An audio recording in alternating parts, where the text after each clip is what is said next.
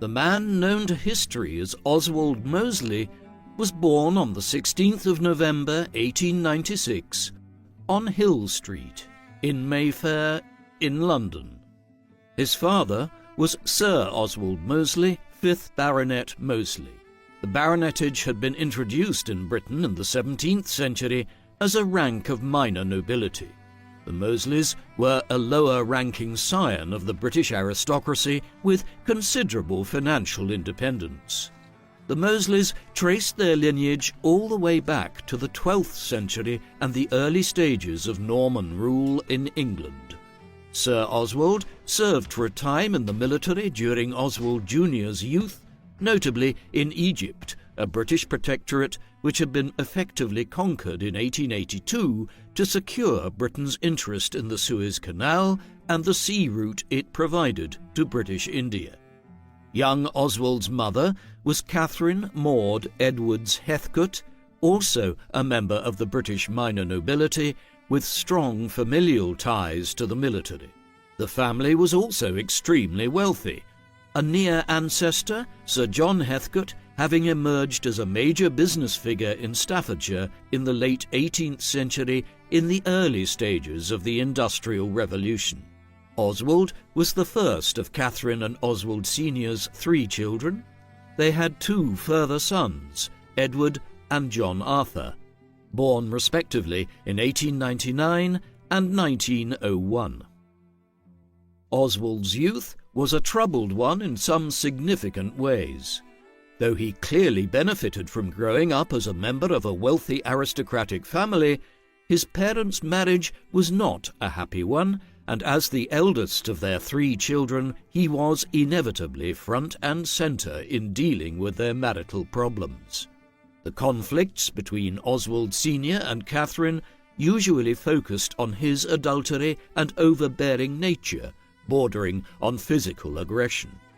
Eventually, Oswald's parents separated in all but name. Meanwhile, Oswald Jr., who was known primarily to family members in his youth as Tom, to distinguish him from his father and his grandfather, who was also called Oswald, was sent to live with his grandparents at Apedale Hall in Staffordshire, a large country estate. There he was apparently spoiled by his grandparents for several years before being sent to West Downs Preparatory School and then on to Winchester College, an elite school which had been originally set up in the 14th century and which acted as a feeder college to Oxford University in a time when one's class dictated their educational aspirations in Britain. At Winchester, Mosley excelled in several sports, becoming both a boxer and a fencer. His proficiency in the latter was notable, and had he been born in a different age and to a different social background, he might well have ended up as a professional fencer. When he was just 16, Mosley left Winchester. Unlike others, he didn't head for Oxford, but rather for the Royal Military College at Sandhurst. In the 19th century, the sons of the British royal family had begun serving in the British Royal Navy and armed forces, and it soon became a well-established tradition that sons of the nobility should serve in the military or navy for some period of time in order to further the interests of Britain's extensive empire. Following in this tradition, Oswald arrived in Sandhurst in 1913. By that time, he had already developed a reputation as having a quarrelsome personality, regularly getting drunk and picking fights when out and about Sandhurst. In the early summer of 1914, he was expelled from the military college for his behaviour after he participated in a brawl in which he fractured his right ankle. Luckily for Mosley, within weeks, Europe rapidly marched towards the First World War after the assassination of Archduke Franz Ferdinand, the heir to the Austro-Hungarian Empire, in Sarajevo in late June. Due to this, he was accepted back into the military and was commissioned into the 16th, the Queen's Lancers, a cavalry unit, as British forces prepared to head to France where a large proportion of the most intense fighting would play out on the Western Front over the next 4 years. Early in the war, both sides had grasped the potential of aerial warfare. The first plane had only been successfully flown in late 1903 by the Wright brothers at Kitty Hawk in North Carolina, but immediately upon the outbreak of the conflict in the late summer of 1914, the British, French, Germans and others realized the potential of aircraft, first for flying reconnaissance missions and then as devices to break the military deadlock on the ground. Moseley quickly became interested in joining the incipient British Royal Flying Corps and began training as a pilot. His fleeting career in the Air Force proved disastrous. He quickly completed his pilot's training. Then, in May 1915, while demonstrating his flying abilities in front of his mother at Shoreham, he crashed his plane. The impact shattered his right ankle, which had only recently healed from the fracture caused during the riot that he was involved in at Sandhurst a year earlier. The double injury to his ankle exacerbated the wound and made it unlikely it would heal 100%. Then, to compound matters, he headed back to France to fight in the trenches before it was fully healed. After re-exacerbating the wound again, he was informed that if he didn't head back to England to convalesce, there was a possibility of amputation. Moseley followed doctor's orders when so informed in 1916, but his ankle never fully recovered, and for the rest of his life he walked with a slight limp. Moseley saw active service at the Battle of Loos on the Western Front in France in the autumn of 1915, where he passed out from the pain in his leg, but his return to England early the next year left him effectively confined to administrative duty at the Foreign Office and in the Ministry of Munitions for the rest of the First World War. Nevertheless, his eagerness to serve in France and the fact that it had left him with a permanent injury had gained him some respect in political and aristocratic circles. As the war came to an end, he was consequently contacted by senior figures in the Conservative Party with an eye towards contesting the 1918 general election. He was duly elected for the constituency of Harrow, where he won easy election in an uncompetitive race. Thus, just weeks after turning 22, he entered the British Parliament as its youngest member. He began to make his mark there based on his oratorical abilities, his speech delivery being far better than most of the other members of the House. He served as the representative for Harrow for the next 6 years, gaining re-election in 1922. These were also important years in Moseley's personal life. In the late 1910s, he began a relationship with Cynthia Blanche Curzon, a daughter of George Curzon, 1st Marquis of Kedleston and Earl Curzon. Curzon had served as a Viceroy of British India between 1899 and 1905, as head of the burgeoning Air Board for a time during the war, and finally emerged as Secretary of State for Foreign Affairs in 1919. He would become leader of the House of Lords in the mid-1920s and was both wealthy and powerful. He suspected Moseley wanted to marry his daughter for her wealth and social status, but he nevertheless gave the union his blessing, and Oswald and Cynthia were married in May 1920. A daughter and a son, Vivian and Nicholas, followed in the first years of the marriage, and belatedly a third child, Michael, was born after a long gap in 1932.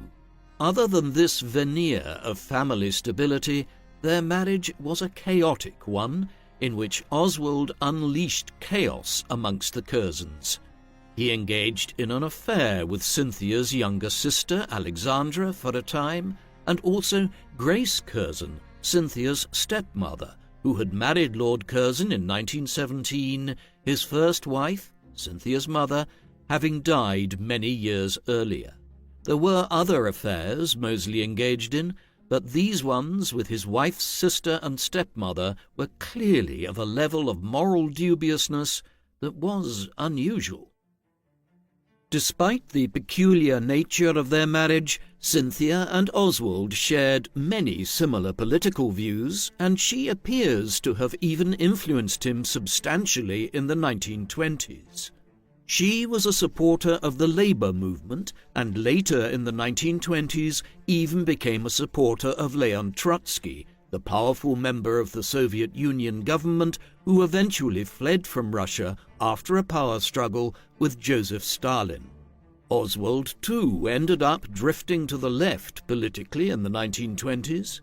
In 1922, he crossed the floor, a well-known euphemism for when someone changed political parties in the British Parliament to join a rival party. Historically, crossing the floor was associated with individuals moving between the Conservatives and the Liberals, the two dominant parties during the 19th century, but in the post-war period, Labour had outflanked the Liberals to become the major rivals of the Conservatives. When Oswald absconded from the Conservatives in 1922, he initially sat as an independent, but in 1924 he eventually joined Labour.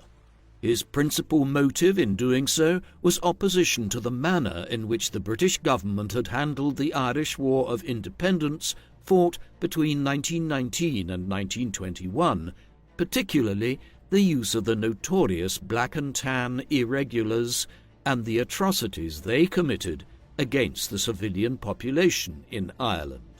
More broadly, Mosley's views on economic policy were drifting left of the Conservatives in the 1920s, and Labour, at least for a time, seemed like a good home for his revised political stance. Mosley's decision to cross the floor led to a temporary hiatus in his political career. In October 1924, the first ever Labour government, a minority administration led by Ramsay MacDonald, collapsed after less than a year. In the election, which was held at the end of October, Mosley was put forward to run in the Ladywood constituency in Birmingham, something of a Chamberlain family stronghold that supported the Conservatives. Labour lost the wider election nationally by a large margin, primarily because the Liberal vote collapsed and transferred to the Conservatives. But in Ladywood, Mosley came very close to unseating Chamberlain, a future British Prime Minister. In fact, he may have actually done so. On the first count, Chamberlain was apparently elected by just 7 votes. Mosley understandably demanded a recount. On the second effort, Mosley emerged as the victor by a margin of 2 votes. Eventually, on the final count, Chamberlain's vote appeared to suddenly jump by nearly 100 votes, and he won by a majority of 77. Mosley's political career was briefly on hiatus, though he had given Chamberlain such a scare that in the next election he switched to the safer seat of Edgbaston. With his parliamentary career temporarily at an end, Mosley and Cynthia went travelling. In the 1920s they visited various parts of Europe and the British Empire, notably India, where Cynthia had spent some of her earliest years when her father was viceroy there, and where the Curzons were well respected.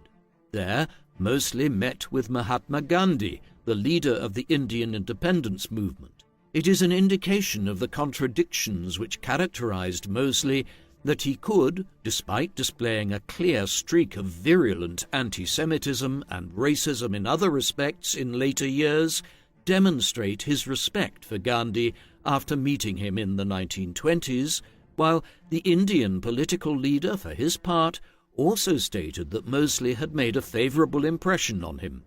Meanwhile, as he was out of Parliament in the mid-1920s, Mosley kept an eye on developments at Westminster, and the Labour Party was anxious to have a skilled orator representing them again in Parliament. Therefore, when the Smethwick seat in Staffordshire fell vacant in 1926, Mosley was an obvious candidate to stand in his mother's native region. He won the campaign that December, and so, after a hiatus of 2 years, returned to Westminster. 2 years later, he would also ascend to the minor nobility as he succeeded as 6th Baronet Mosley on the death of his father. Over the next several years, Mosley steered his way towards a senior position within the Labour shadow cabinet, while the Conservatives governed for nearly a 5-year period following their earlier victory in the 1924 election. It was not until an election was held in May 1929, nicknamed the Flapper election, owing to it being the first British election in which women in their 20s were allowed to vote, that the political situation changed. Although the Wall Street crash would not occur for several months yet, the election was fought against a backdrop of some early economic warning signs and rising unemployment in Britain, factors which saw Labour make extensive gains over the Conservatives and returned MacDonald to 10 Downing Street as Prime Minister of a new minority government. Mosley had hoped for a senior cabinet appointment, but had to make do with the lesser position of Chancellor of the Duchy of Lancaster, an office which centres on administration of the royal estate. MacDonald did not wish to alienate a figure who he viewed as full of promise and whom many in political circles in the 1920s viewed as a potential leader of Labour and future Prime Minister. Hence, MacDonald gave him some unofficial duties in solving the unemployment problem, but Mosley was generally impeded in his efforts by more senior Labour Party stalwarts who had been involved in the party's economic policy formation for decades.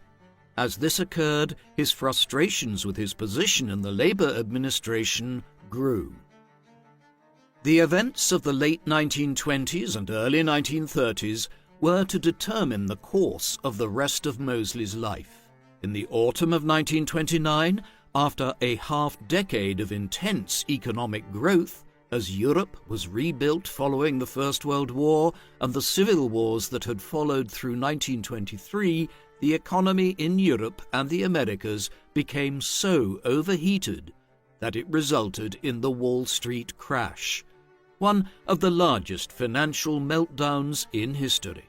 As is well known, the Great Depression followed, a period of economic decline and stagnation that saw tens of millions of people lose their jobs and a level of deprivation amongst the poor of countries like Britain, Germany and the United States that is without equal in modern times. The Great Depression also led to massive political fluctuations in Europe and the Western Hemisphere that led to the collapse of centrist governments.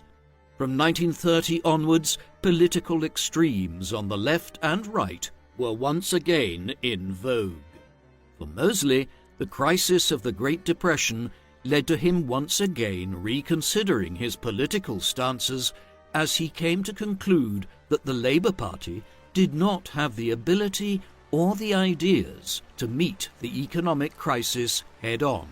Having flirted with the Conservatives in years gone by, and now the Labour movement, he would, from 1930 onwards, hew his own political path. The first major sign of Mosley's increasingly independent streak was seen in 1930 when he drew up and released what is now known as the Mosley Memorandum. The memorandum was Mosley's blueprint for how Britain could pull itself out of the Great Depression. In it, he called for the implementation of high tariffs on imports of goods from other European countries in order to protect British industry and commerce in the midst of the crisis, a measure which he believed would increase employment at home. Where goods had to come into Britain from abroad, he proposed that they should be sourced from parts of the British Empire rather than obtained from the United States, Germany, France or other competitors. He also called for the nationalisation of certain British industries, a radical overhaul of the educational system to ensure British men and women stayed in education for longer and more people went on to higher education, while other features of the memorandum aimed towards reducing the highly class-based nature of British society. Effectively, what Mosley was aiming towards was a state-led version of a knowledge economy where the aim was to create a broad and dynamic middle class. While Mosley is a very controversial figure today, there is no denying the fact that there were attractive elements to the memorandum, and it was widely praised at the time by economists, including John Maynard Keynes, the most important economist of the first half of the 20th century. Over half a century later, policy analysts in the British Conservative Party reconsidered it as a means of responding to the economic downturn of the early 1990s. As much as the memorandum was praised by figures like Keynes at the time, it was clear to Mosley that it would not be accepted as the basis of the Labour Party's economic policy. He quickly decided to split with the party. However, unlike Winston Churchill, whose family was somewhat close to the Mosleys and who had once crossed the floor from the Conservatives to the Liberals, only to come back again to the Conservatives in the 1920s, Mosley would not return to the Tories, nor would he join the Liberals, which were a rapidly declining force in British politics once support for the Labour Party expanded in the 1920s. Instead, Mosley formed his own party, calling it the New Party.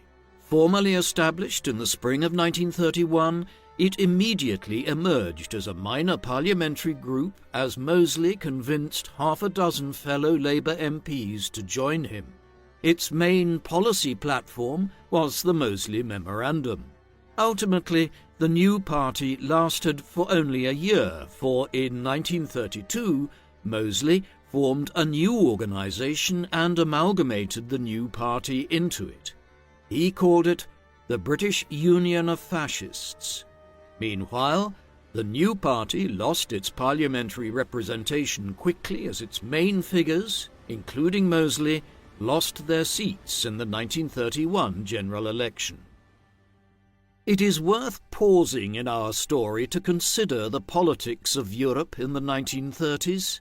The economic and social crisis wrought by the Great Depression, combined with the fears of a communist takeover of much of Europe following the establishment of the Soviet Union near the end of the First World War, had created a general desire for a new form of politics in Europe, one which combined elements of radical nationalism and also elements of socialism.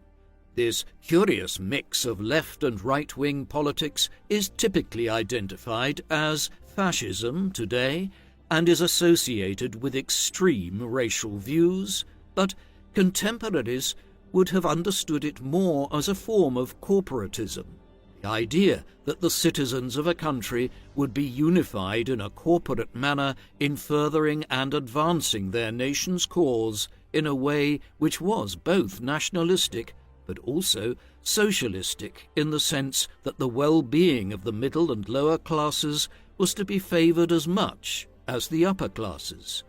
While it has enormously sinister overtones today as a result of the barbaric racial elements which were incorporated into this fascist politics when Mosley established the British Union of Fascists in 1932, those same negative overtones did not yet exist. Moreover, what he was doing was entirely in keeping with the general drift of politics in the Western world at that time. Nearly every country in Central Europe adopted some form of fascism or corporatism in the mid-1930s. So did Portugal and Spain, and even in countries where corporatist parties did not rise to power, such as in Ireland, there were still quasi-fascist movements during the 1930s that had major links to the political establishment. As such, what Mosley was doing in the early to mid-1930s needs to be viewed in context. The period when Mosley was establishing the new party and then the British Union of Fascists in 1931 and 1932 were also years of continuing infidelity in his marriage. The new object of his affections in the early 1930s was Diana Guinness, a scion of the Mitford family, a British aristocratic family that could trace their lineage all the way back to the Norman conquest in the 11th century. Diana was married to Brian Guinness, a member of the wealthy Anglo-Irish brewing dynasty, and, as with Oswald, she had children from her first marriage. Nevertheless, she divorced her husband in 1932, and her affair with Oswald became more and more serious over time. For his part, he had repeatedly asserted his intention to leave Cynthia, though one suspects he might never have done so had fate not intervened in 1933, as Cynthia died at just 34 years of age from complications of peritonitis, which in turn had emerged following an operation for appendicitis. With this, Oswald and Diana were able to pursue their relationship more openly, and they soon emerged as the most prominent couple in the world of British fascism, with Diana espousing the political movement faithfully, having come from a family which was keenly divided between adherents of fascism and socialism. It was not until 1936 that Oswald and Diana eventually married. They would have 2 sons, Alexander and Max. The British Union of Fascists had mixed success in the 1930s. Its membership grew to over 50,000 people, and it began to acquire support from elements of the established British media, such as the Daily Mail newspaper, which once ran a headline proclaiming, quote, "Hooray for the black shirts," in reference to the black shirt uniform which Mosley had the members of the BUF adopt. It found particular success in certain parts of London and other urban centres where unemployment was high as a result of the Great Depression, and there was a growing anti-migration sentiment. However, it met with very little electoral success, not contesting the 1935 general election and holding no more than a few seats on local councils at various points in the 1930s. This is how things stood for the most part throughout the decade. But while the BUF did not have any real parliamentary presence, they were still a factor in British political life that could not be avoided, with their distinctive uniforms, their rallies, and Mosley's oratory.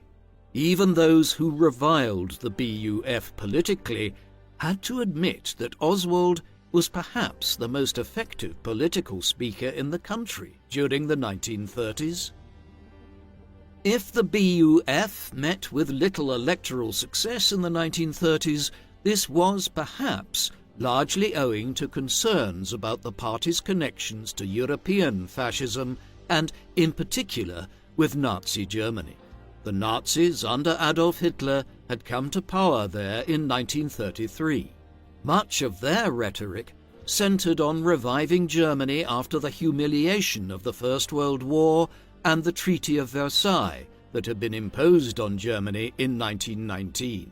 With their talk of Germany's re-emergence as the greatest power on the continent, many in Britain were uneasy about this new political experiment being orchestrated from Berlin and what implications it might have for Britain and for peace in Europe. Despite the general unease with Hitler, Mosley positively cozied up to the Nazis.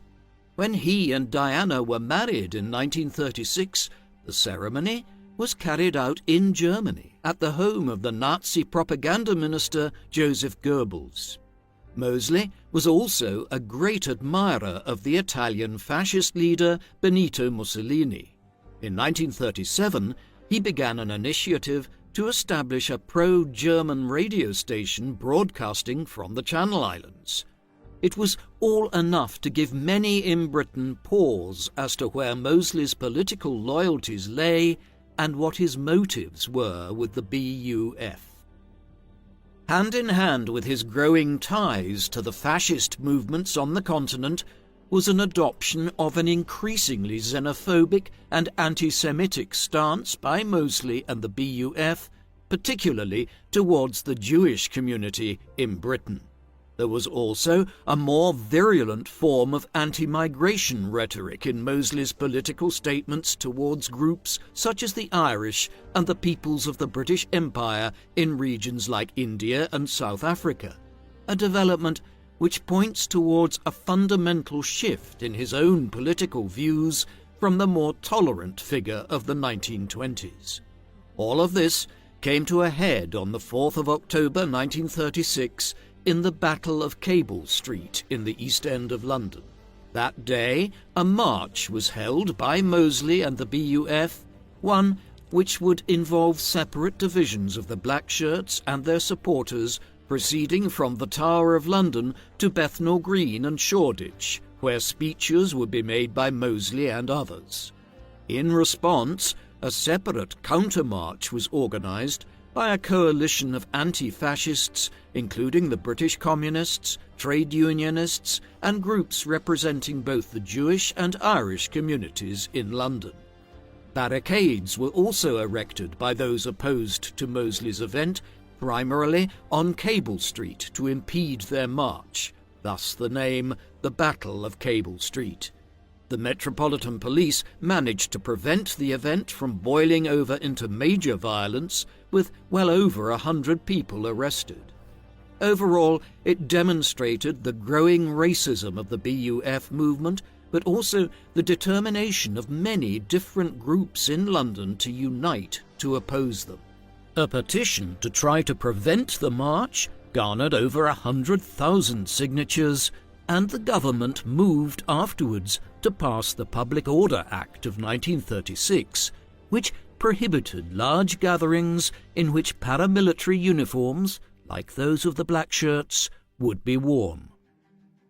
The late 1930s were an increasingly fractious period in the history of the BUF. On the continent, Germany was rapidly rearming in a breach of the terms of the Treaty of Versailles, while in the spring of 1938 it violated another major tenet of the peace treaty of 1919 by entering a political union with Austria to create a Greater Germany. No sooner was this undertaken than Hitler began pressing Britain, France, and Italy to be allowed to annex the Sudetenland, a region of Czechoslovakia where a majority of people spoke German and identified as being ethnically German. Eventually, the British and French caved to pressure from Hitler at the Munich Conference of September 1938, but warned that any further acts of aggressive expansion would lead to war.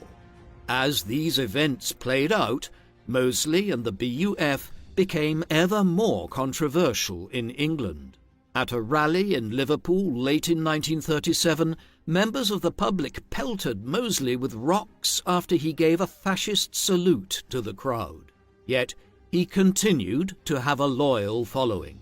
At the Britain First rally held at Earl's Court Exhibition Hall on the 16th of July 1939, 30,000 people attended the largest indoor political rally in British history. There, Mosley inflamed the crowd with talk of how a Jewish conspiracy was leading Britain to war with countries that should be its natural allies, and that the coming general election, which was due to be held in 1940, would be bought and sold by Jewish financiers and those who controlled the media. It was a clear manifestation of the degree to which Mosley had adopted the ideological beliefs of German Nazism. Even as Mosley was presenting his conspiracy-laden and anti-Semitic speech to his loyal base of followers at Earl's Court, Europe was plunging into war. In March 1939, Hitler and the Nazis abandoned the promises made at Munich the previous autumn and annexed the rest of Czechoslovakia, with the city of Memel stripped from Lithuania at the same time. Their attention then turned to Poland. The Nazis began an aggressive campaign to convince Europe of Germany's rights to Polish territory. In August 1939, just weeks after Mosley's Britain First rally, a non-aggression pact was signed between Germany and its ideological enemy, the Soviet Union, paving the way for the Nazis to invade Poland on the 1st of September after a false flag operation. As German tanks rolled over the eastern border, London and Paris declared war on Berlin. The Second World War remained a largely European affair for months thereafter, with little major action. The Germans and Russians quickly overran Poland and carved it up between them, but little occurred in the winter of 1939 and the spring of 1940, so much so that some began to call the war a phony war. It wasn't until the late spring that the next steps were taken, when Denmark and Norway were quickly occupied by the Germans, and then the German Wehrmacht began massing on the western border for the long-awaited invasion of France. In Britain, Mosley's position was utterly compromised by these events. As the leader of the British fascist movement and as someone who had made no secret of his ties to the regime in Berlin, he was now viewed as the leader of a potential fifth column, a British equivalent of Vidkun Quisling, the former Norwegian Minister of Defence, who had formed a fascist party there in 1933, the National Samling, or National Gathering. Quisling had facilitated the Nazi occupation of Norway in April 1940 and later became the head of Nazi Norway. Mosley was perceived as a potential British version of Quisling. Yet there was also the possibility that he might be useful for the British government. There was no shortage of individuals in late 1939 and into 1940 in Britain, many within government circles, that believed Britain would be better off reaching an arrangement with Hitler and the Nazis and combining against the Soviet Union and other radical movements on the far left of the political spectrum. In calling throughout the first months of the war for a negotiated peace, Mosley was positioning himself as someone who could negotiate with Berlin on Britain's behalf if the tide swung in favour of peace. Whatever ambitions Mosley might have held to become the architect of peace were scuttled in just a few weeks in May 1940. Early that month, in response to a growing crisis over the wartime leadership of Mosley's old rival from the 1924 general election, Prime Minister Neville Chamberlain was forced to step down as Prime Minister. He was succeeded by Winston Churchill, a figure who had consistently warned about the threat posed by the Nazis during the 1930s and who was committed to war with Germany. With this, Mosley's hopes of negotiating peace terms ended. Moreover, the same day that Churchill took office, the 10th of May 1940, German army divisions invaded neutral Belgium and then headed into northeastern France. The campaign which followed was a disaster for the French and the British Expeditionary Force, the latter of which only narrowly avoided complete destruction at Dunkirk. With the fall of France and a potential German invasion of Britain on the horizon, the British government moved to secure its position domestically. In late May, Mosley was arrested and interned under Defence Regulation 18B. This emergency legislation had been passed in September 1939 at the beginning of the war to allow for the arrest and detention of suspected enemies of the state during wartime without charge or trial. It was primarily utilised in the years that followed against the British Union of Fascists and members of the Irish nationalist movement in Northern Ireland who were opposed to the partition of the island back in 1921. Moseley would be held for 3 years under Regulation 18B. The terms of Moseley's internment during the Second World War were not as onerous as they might have been, in considerable part owing to the intervention of the Prime Minister. Although their political views had diverged enormously during the 1930s to occupy the polar opposites of the political spectrum in Britain, Churchill had admired Moseley back in the 1920s and viewed him as a figure of great potential. In 1940, he arranged for Moseley to be held under favourable conditions at Royal Holloway Prison. His wife Diana was detained as well in the summer of 1940 after giving birth to their son, Max. She was allowed to join Oswald, apparently due to the direct intervention of Churchill. The reasons for this lay with the tangled paternity of Churchill's wife, Clementine.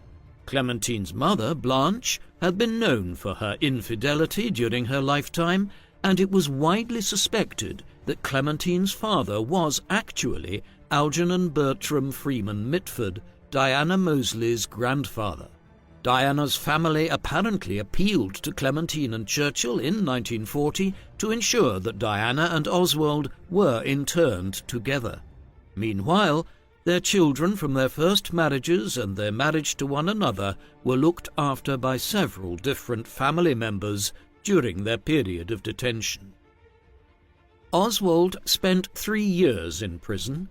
He and Diana were not charged, for though they had come under very reasonable suspicion as the leading figures of British fascism, they were not technically guilty of having committed any crime. By 1943, their detention had become something of a cause célèbre in British politics. This was related to the changing circumstances of the war. While Moseley had been arrested in the direst days in 1940, as France was about to fall and the Battle of Britain lay ahead, the nature of the conflict had altered dramatically from late 1941 onwards, as the German assault on the Soviet Union failed to strike the killer blow before the Russian winter set in, and the United States joined the war following the attack on Pearl Harbor by the Japanese. 1942 saw the Western Allies turn the tide in the North Africa campaign against the Italians and Germans, and in the summer of 1943 they opened a southern front in Italy. Meanwhile, the Battle of Stalingrad was won by the Russians in the autumn and winter of 1942. With this, the course of the war had changed enormously in favour of the Allies, and any danger that Moseley and other British fascist leaders had posed was effectively nullified. Consequently, after a major debate in the House of Commons in the early winter of 1943, the Mosleys were released. They would still spend the remainder of the war under house arrest. Oswald and Diana spent the last year and a half of the war living with Mitford relatives and at the Shaven Crown Hotel in Oxfordshire. Their movements were restricted and they were kept under police supervision, but they were reunited with their children and were given a large degree of liberty. The press covered their movements extensively. This was also a period when news of the Holocaust of 6 million of Europe's Jews and the mass murder of other groups, such as the Romani and Sinti people by the Nazis, began arriving to Britain in the final months of the war as camps were liberated across Europe. In these months and the years that followed the war, Moseley never expressed any regret for his involvement with the Nazis in the 1930s or the anti-Semitism of the British Union of Fascists. Moreover, in years to come, he would become one of the leading voices in Britain in efforts to argue that the Holocaust had been exaggerated or that it had been orchestrated by rogue elements within the SS rather than having been directly ordered by Hitler and the other senior members of the Nazi regime. As such, while Mosley's politics moved on to other concerns in the post-war period, he never expressed any contrition for his role in the fascist politics of the 1930s and the genocidal programs which had resulted from it on the continent. With the end of the war in Europe in the early summer of 1945, Mosley was now free to return to his life without any further punishment. One might have expected him to be happy enough to live a private life, enjoying his family's extensive wealth and staying out of politics after spending half a decade in prison and under house arrest.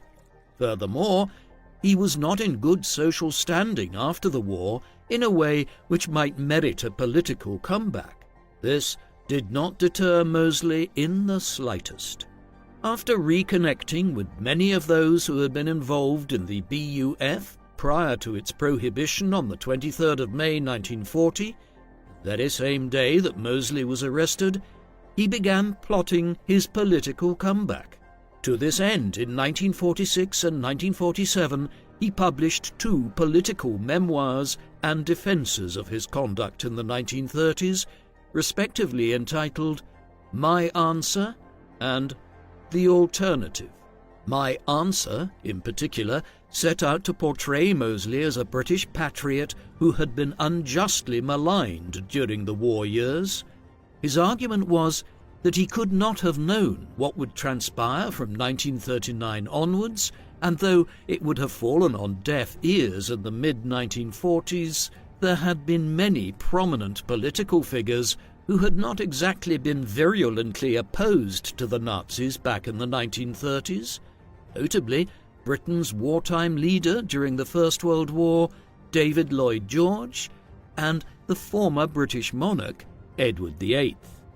Having presented these arguments in his books, Mosley returned to politics in 1948 when he formed the Union movement.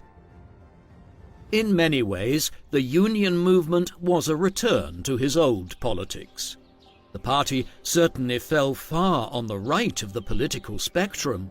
Its economic views were corporatist, and it continued the anti-Semitism of the interwar fascist movements, with Mosley trying to make political capital out of developments in the Levant, where the Zionist movement had become violently opposed to the British Mandate administration in the 2 years following the end of the Second World War.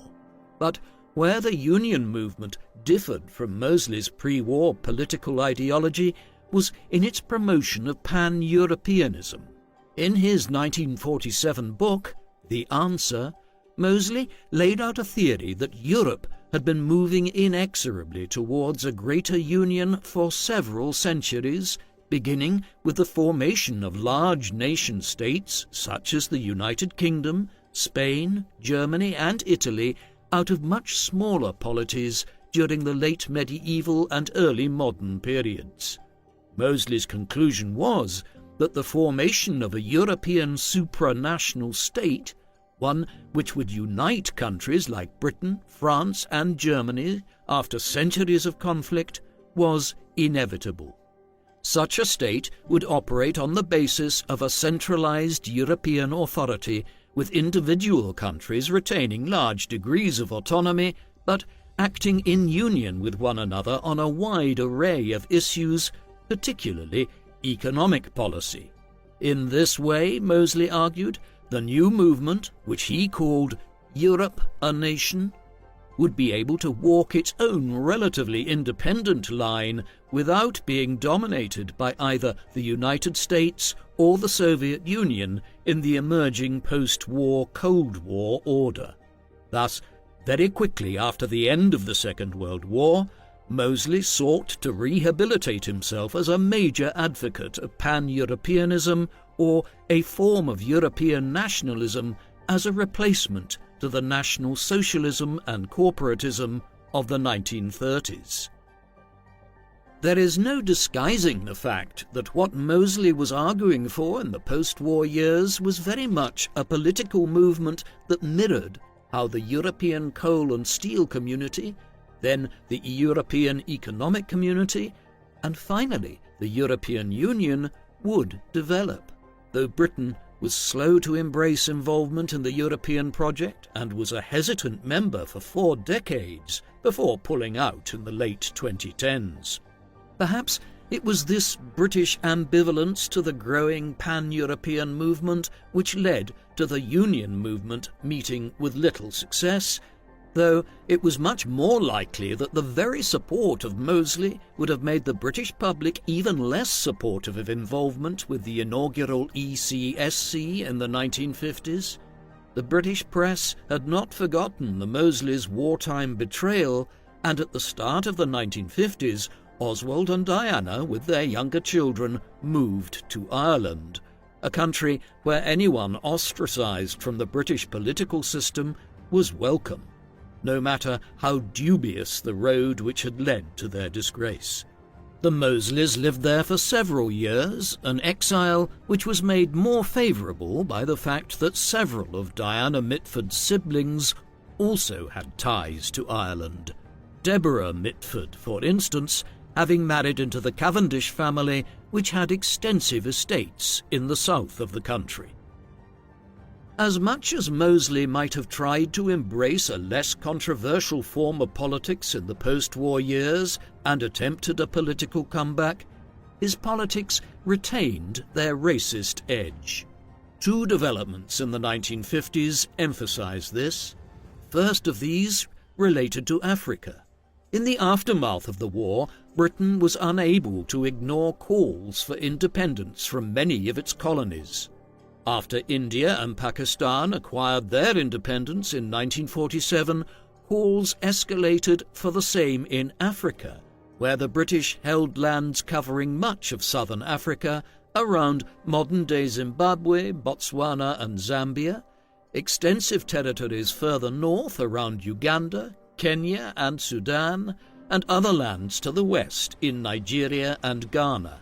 Mosley's solution to calls for independence was a form of continent-wide apartheid, whereby the European powers, Britain and France being the 2 nations who controlled huge swathes of the continent, would divide their colonies into white and black controlled areas, mirroring in many ways the system which had been created in South Africa in the late 1940s to preserve the position of the white minority Afrikaner community there. Mosley's proposals were soon abandoned, especially in the aftermath of the disastrous Suez Crisis of 1956, and the British and French began granting independence to nations all across the continent.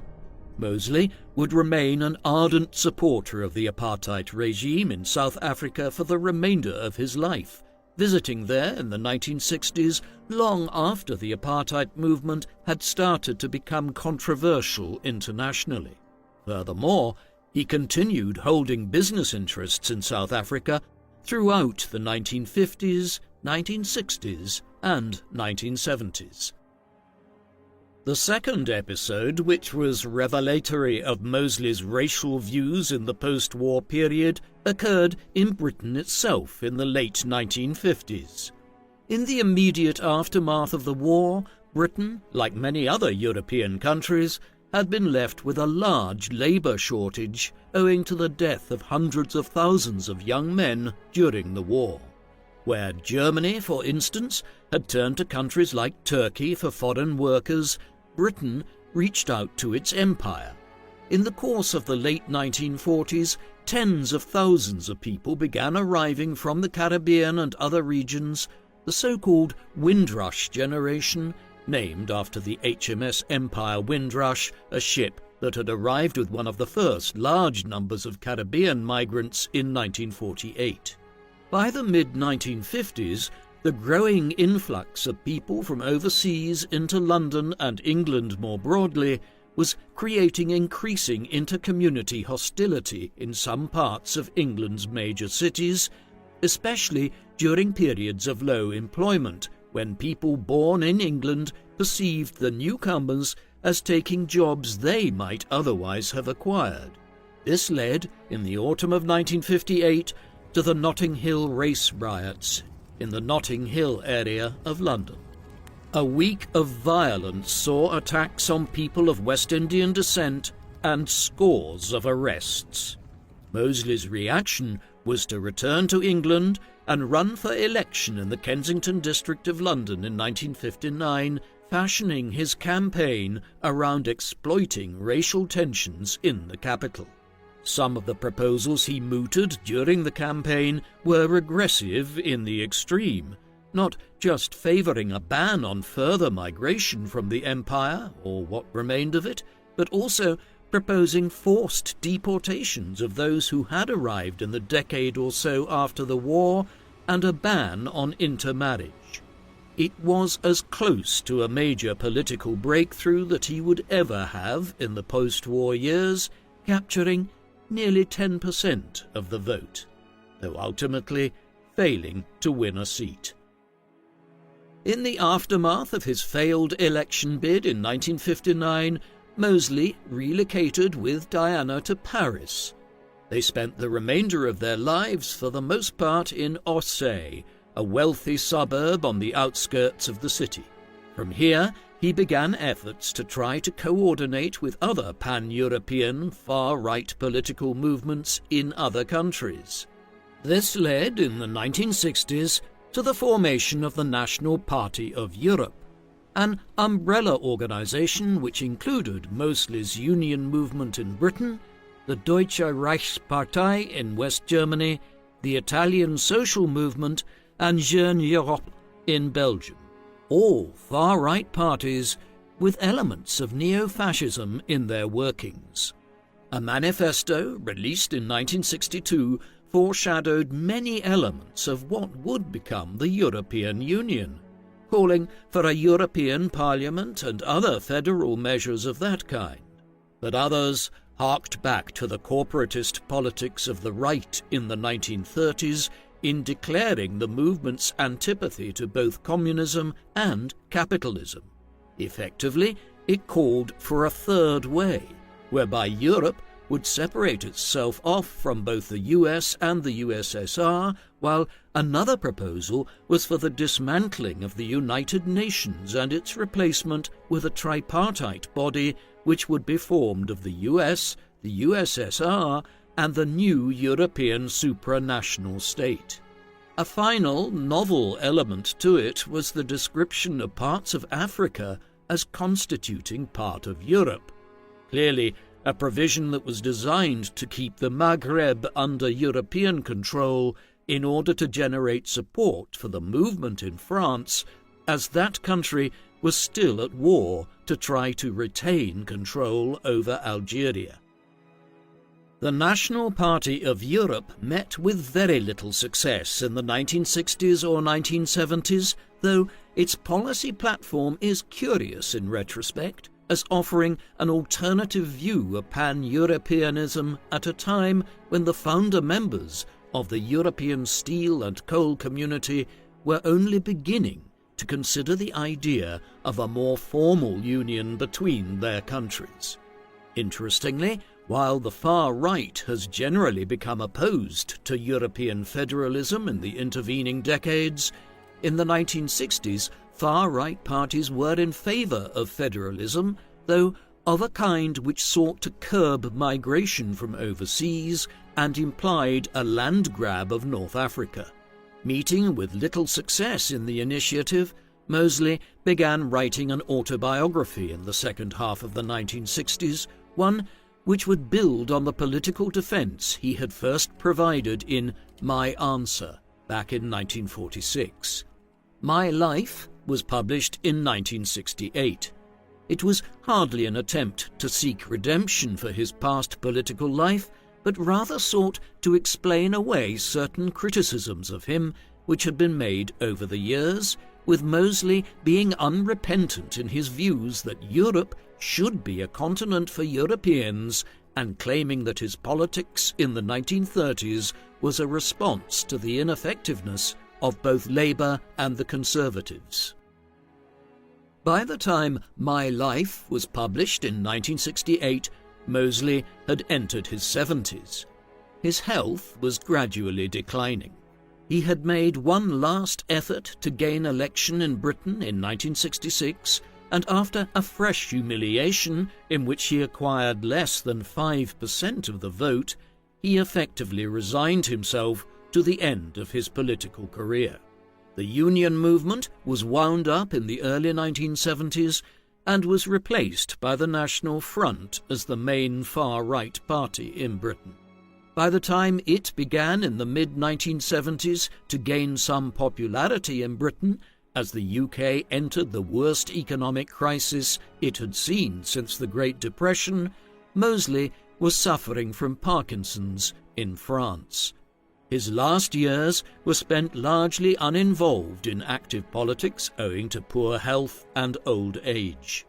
He died in Orsay on the 3rd of December 1980 at 84 years of age. A small funeral was held in Paris, after which Oswald was cremated and his remains were scattered around the famous Père Lachaise cemetery. Just over 2 years later, his eldest son, Nicholas, born in 1923 of his first marriage to Cynthia, published a 2-volume biography of his father and the Mosleys' family life. Oswald had requested Nicholas, who he had a difficult relationship with, to write it, making his private papers fully available to allow him to do so. The work was generally critical of Oswald and his political career, while humanizing him as a father. Oswald Moseley was a complex figure. It would be easy today to dismiss him as simply a would-be fascist dictator of Britain, and, admittedly, there were many elements of that kind to his politics. Yet his political views in the 1930s should not be read entirely in light of what the Nazis did across Europe in the late 1930s and first half of the 1940s. There were different types of corporatism and fascism, such as Franco's regime in Spain. Similarly, Moseley's form of corporatism was different to what was being espoused in Germany. Moreover, his economic policies were endorsed by a large cross-section of leading British economists during the Great Depression, while his pan-Europeanism after the Second World War foreshadowed the general drift of politics within what has become the European Union. However, these complicating factors aside, there is absolutely no doubt that Moseley also advocated for a form of racial hierarchy, one which displayed acute anti-Semitism and also called for racial segregation across Africa, where much of the continent would have been transformed into an expanded version of apartheid South Africa. As such, while his political views were complicated, they were also not entirely estranged from the racial fascism of Nazism. What do you think of Oswald Moseley? Should he be perceived as a straightforward fifth column of the Nazi movement within Britain, or was he a more complex figure? Please let us know in the comment section. And in the meantime, thank you very much for watching.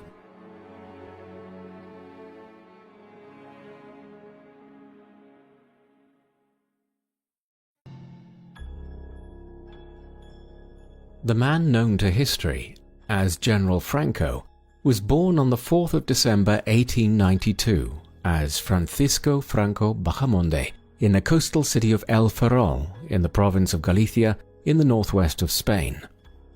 His father was Nicolas Franco, a descendant of an Andalusian family which had served in the Spanish Navy for 6 generations back into the early 18th century, and Nicolas himself would continue this tradition, working as an officer in the Spanish Naval Administrators Corps in the late 19th century. However, the relationship between Nicolas and his son Francisco would prove to be fraught, Nicolas being eccentric and a somewhat decadent character, traits which his son grew to dislike in his father.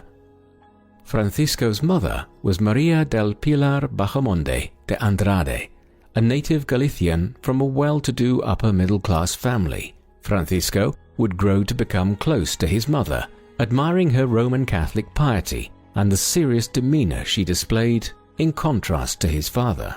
As Francisco grew up, he developed a disciplined and serious character himself from a young age. He was originally destined for a career in the Spanish Navy, like multiple generations of the Francos before him. However, his family life was thrown into turmoil in 1907, when Francisco was just 14 years old. At this time, his father Nicolas abandoned his family and would soon marry another woman in Madrid. Francisco never forgave him and only maintained a limited relationship with his father for the remainder of his life. It is hardly a coincidence that just around the time that Nicolas Franco abandoned his family in Galicia, Francisco discarded any plans to join the Spanish Navy and instead entered the Spanish Infantry Academy in Toledo at just 14 years of age, though the decision was also partly attributable to the massive decline in the Spanish Navy in the aftermath of the Spanish-American War of 1898. Francisco eventually graduated in 1910 as a second lieutenant. His performance at the academy had been relatively modest, graduating towards the lower end of his class, but this can be partially explained by his age, many of the cadets at Toledo being 2 or 3 years older than Franco.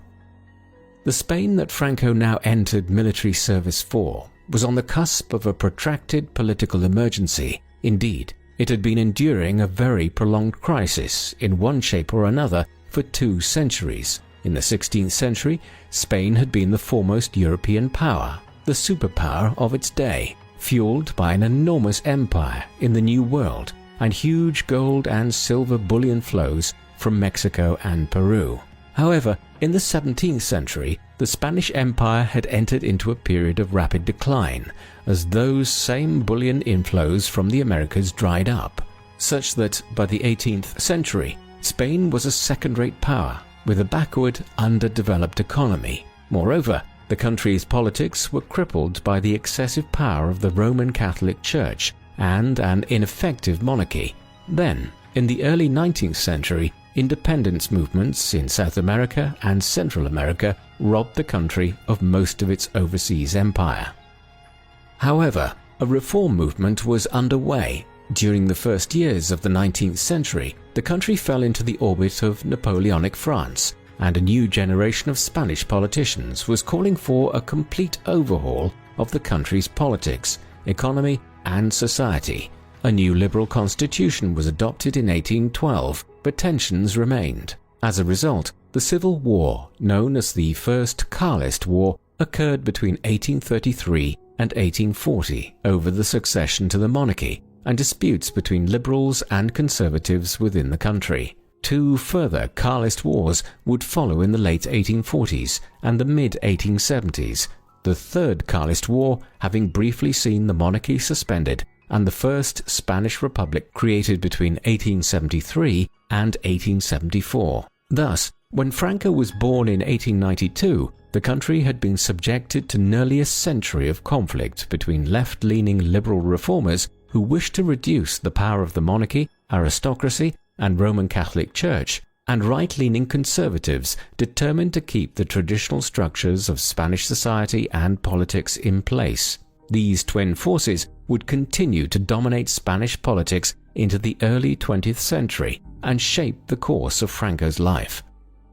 At the time that he left the Infantry Academy in Toledo in 1910, though, the more calamitous political confrontations which Spain was to endure in the 1930s were still some way off. In the early 1910s, the Iberian states' main concerns lay in North Africa, where the country held some of the last vestiges of its once great colonial empire, having lost the bulk of its other possessions in the Caribbean and the Philippines in the late 1890s.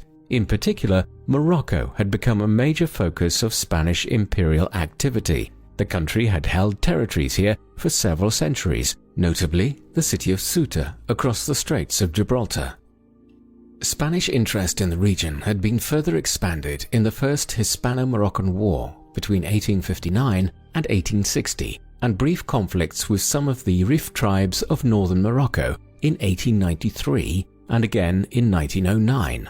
A more substantial land grab was effected in November 1912, when a treaty was agreed between France and Spain, whereby Morocco was divided between them, Spain acquiring the entire north coast of the country and a strip of land in the south, while France took the more expansive central parts of Morocco. Yet while the agreement between the two European powers had established their respective spheres of influence, making a reality of Spanish rule in the newly acquired territory was a more protracted affair. Efforts to pacify the various tribes and political groupings in Morocco would occupy the attentions of the Spanish military for the remainder of the 1910s.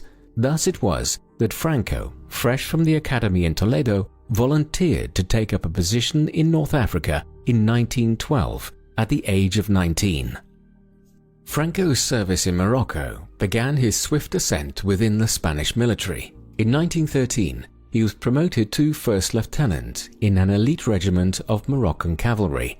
He became well known for his professionalism and command abilities, and also for the concern he showed for the well-being of the troops under his command.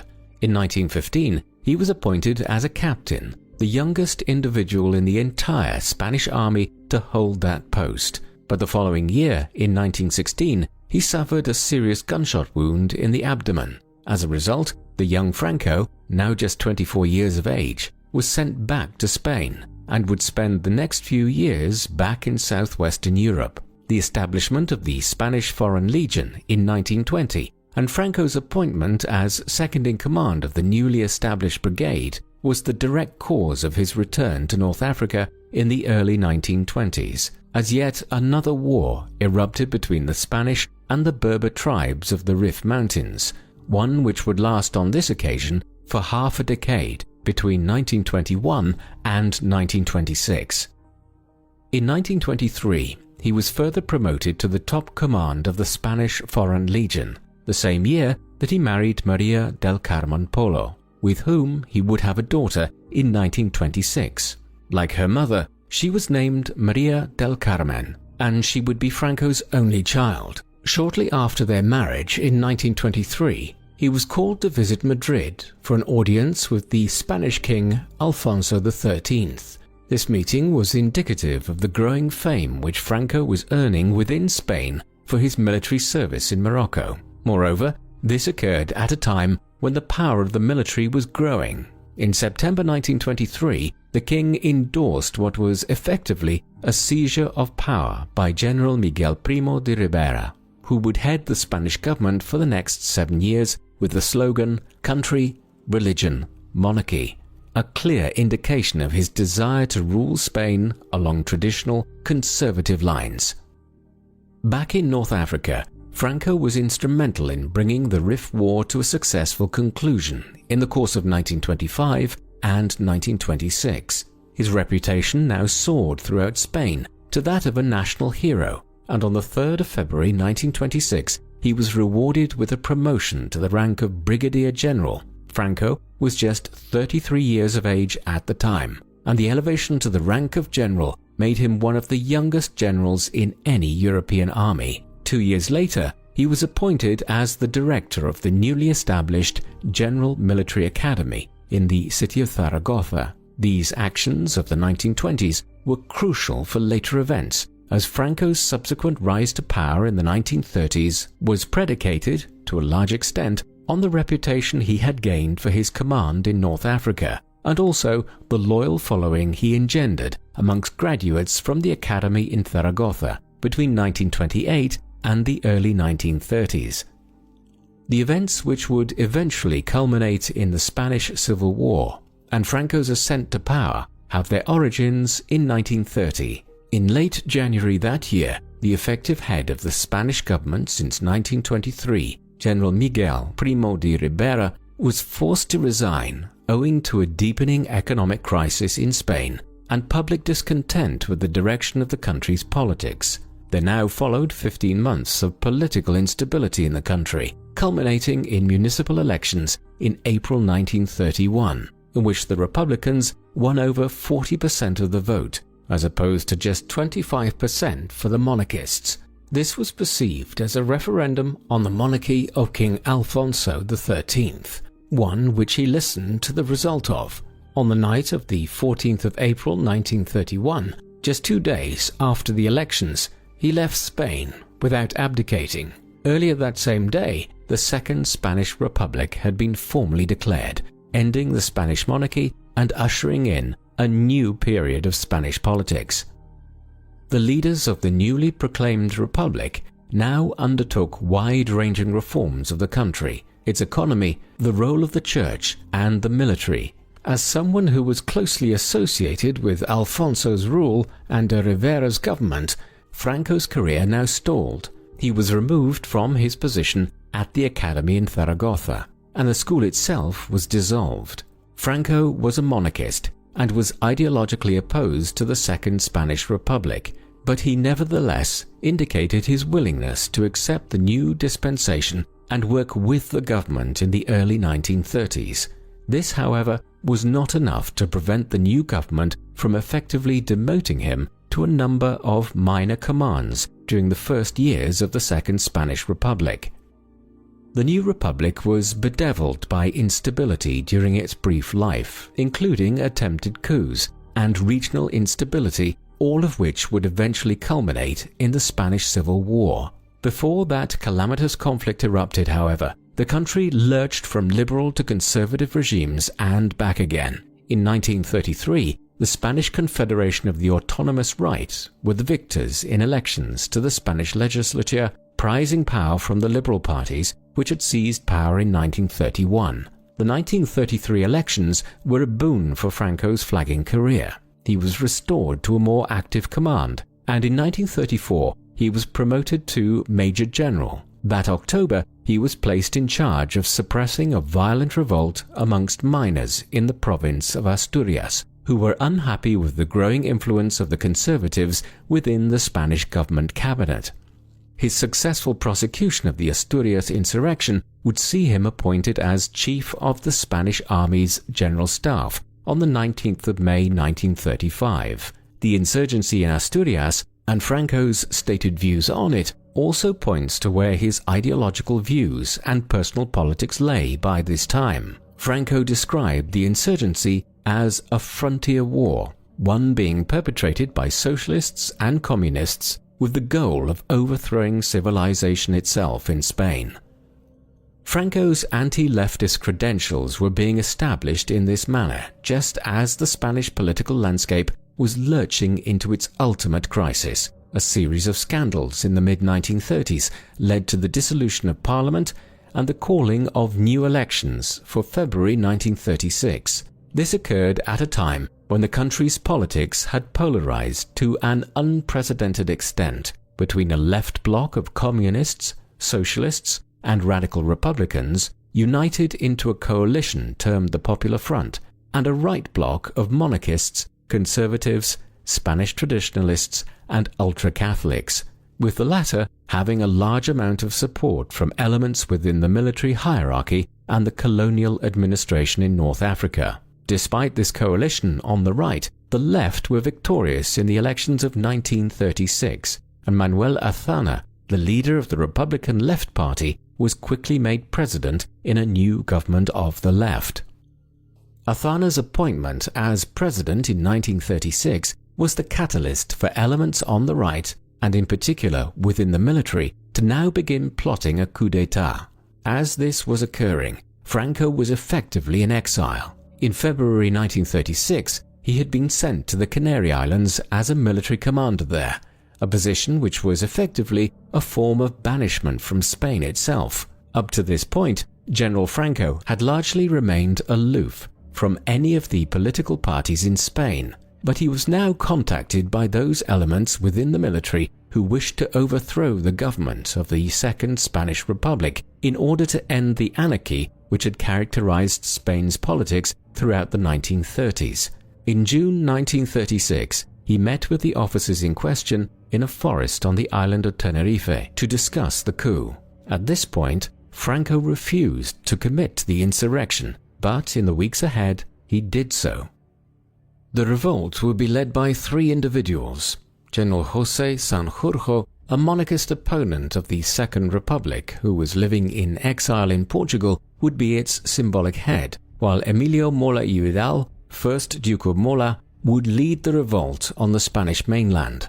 Franco took command of the Spanish colonial armies in North Africa.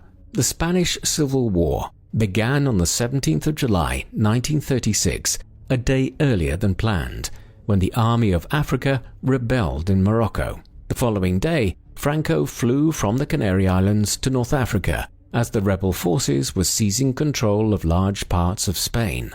By the end of July, the insurrectionists, who were now referring to their broad coalition of political groupings as the Nationalists, had gained the support of elements throughout North Africa and in the towns and hinterlands of Zaragoza, Sevilla, Córdoba, Valladolid, Burgos, and Pamplona in Spain itself.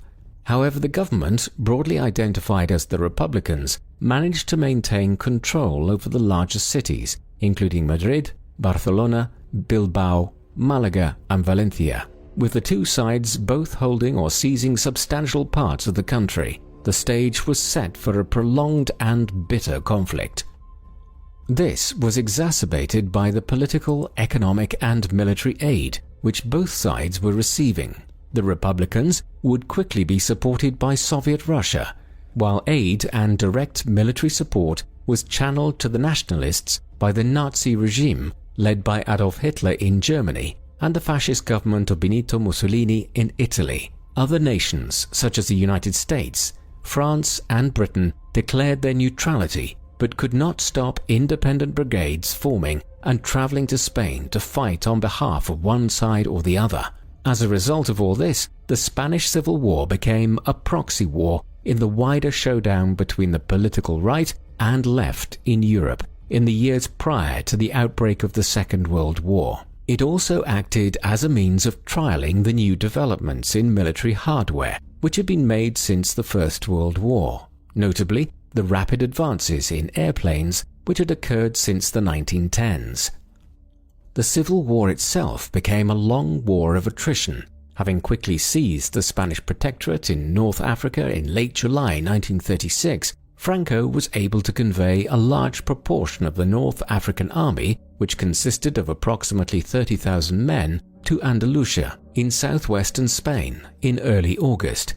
He then began a march on Madrid, with the goal of seizing the Spanish capital from the Republicans and bringing the war to a swift conclusion. However, by the time he advanced on the city in October 1936, significant enough aid had been channeled to the Republicans by the Soviets and other communist powers that Franco failed to secure the Spanish capital. With this, the possibility of a short, swift victory for the Nationalists had passed. As the war settled down into a protracted struggle in late 1936 and into 1937, the Nationalists organized themselves into a provisional government at Burgos, a town to the north of Madrid, which had been a capital of the Kingdom of Castile and was a symbolic site for the nationalist government during the Civil War. On the 1st of October 1936, Franco was proclaimed Generalissimo of the Nationalist Army. He would soon become the supreme leader of the Nationalists in the Civil War, as on just the third day of the rebellion, the 20th of July 1936, General José Sanjurjo had been killed when flying back to Spain from Portugal. Then, on the 3rd of June 1937, Emilio Mola was also killed in an air accident when his plane flew into the side of a mountain as a result of bad weather when flying to Vitoria in the Basque country. This left Franco as the undisputed leader of the Nationalists in the Civil War and paved the way for his dictatorship in its aftermath.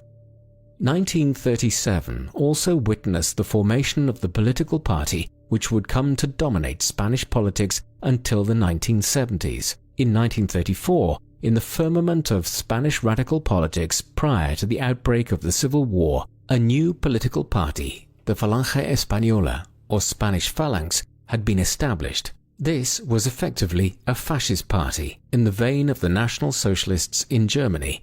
It was far-right, anti-communist, and a champion of the Roman Catholic Church. Franco had not been associated with the Falange in its early years, but in April 1937 he now merged the fascist party with a number of other political groupings of the right in Spain. such as the monarchists and ultra-Catholic groupings, to form the Falange Española Tradicionalista y de las Juntas de Ofensiva Nacional Sindicalista, meaning the traditionalist Spanish phalanx of the councils of the National Syndicalist Offensive. Thus, from the summer of 1937, Franco was the undisputed leader of the nationalists. The nationalists were also making headway in securing the more peripheral parts of the country. By early 1937, they controlled the bulk of the west of the country, with key strongholds in Coruña and León in the north and Sevilla and Granada in the south, while the Republicans retained control of the eastern coastal parts of Spain, the Basque country in the northeast, and the central Meseta region, including Madrid. In 1937, the focus of military operations largely lay in the northeast, in the Basque country, which was secured for the Republican cause in the early months of the war. A concerted effort to secure the area by the nationalists was undertaken in the spring of 1937. The Basque campaign has become infamous for the perpetration of the most notorious atrocity committed in the course of the Spanish Civil War. This was the bombing of the town of Guernica in northern Spain in late April 1937. It was carried out by the Condor Legion, provided by Nazi Germany, and the Legionary Air Force sent to Spain by Italy. Hundreds of Spanish civilians were killed in order to pave the way for Franco's subsequent capture of Bilbao in the region and the securing of northern Spain for the nationalist cause. The number of casualties is a matter of considerable contention, estimates ranging from several hundred to upwards of 1,000. These were largely civilians, and there is little doubting that it constituted a major atrocity by the nationalists. In the aftermath of Guernica, the nationalists made rapid advances in the north and northeast. The regional capital of Bilbao fell to them on the 19th of June 1937 after a 2-month-long siege, and the conquest of the Basque country was completed in October 1937, bringing the nationalists into more secure control of the northeast and the Aragonese countryside further south. The Republicans, however, retained strongholds in the Meseta and all along the Mediterranean coast, including the cities of Barcelona and Valencia. 1938 was the critical year in deciding the outcome of the war. In the closing weeks of 1937, the Republicans attempted to retake the city of Teruel in eastern Aragon, lying inland from the Mediterranean coast, roughly halfway between Barcelona and Valencia. Their goal was twofold. If Teruel could be captured, it would better secure Catalonia for the Republican cause, while it was also believed that a pincer movement into the region would distract Franco from any attempt to take Madrid. The town soon became the focus of an intense confrontation between the Republicans and the nationalists. Both sides flooded the region with well in excess of 100,000 troops each in the dying weeks of 1937 and the first days of 1938. Franco himself diverted his attentions to Teruel just before Christmas Day 1937. Bloody and intense fighting between December and February would see each side suffer over 60,000 casualties, a death toll which was compounded by the worst winter that Spain had endured in 20 years. The Republicans eventually took the town early in January, before a sustained nationalist counteroffensive reclaimed it in mid-February, bringing the Battle of Teruel to an end. Teruel effectively exhausted the resources of the Republicans and has a significance for the course of the Spanish Civil War, far in excess of the strategic importance of the town itself. In the aftermath of it, Franco wasted little time in taking advantage of having gained the strategic upper hand. In early March, an offensive eastwards towards the Mediterranean coastline was underway, and by April, the nationalists had entered the provinces of Catalonia and Valencia, securing a large stretch of the Mediterranean coastline by mid-April. As a result of this offensive, the Republicans were suing for peace terms by the early summer of 1938 and had been reduced to holding the Meseta eastwards to Valencia and a small isolated pocket of territory in the northeast centered on Barcelona. The final push came in late 1938, and early 1939.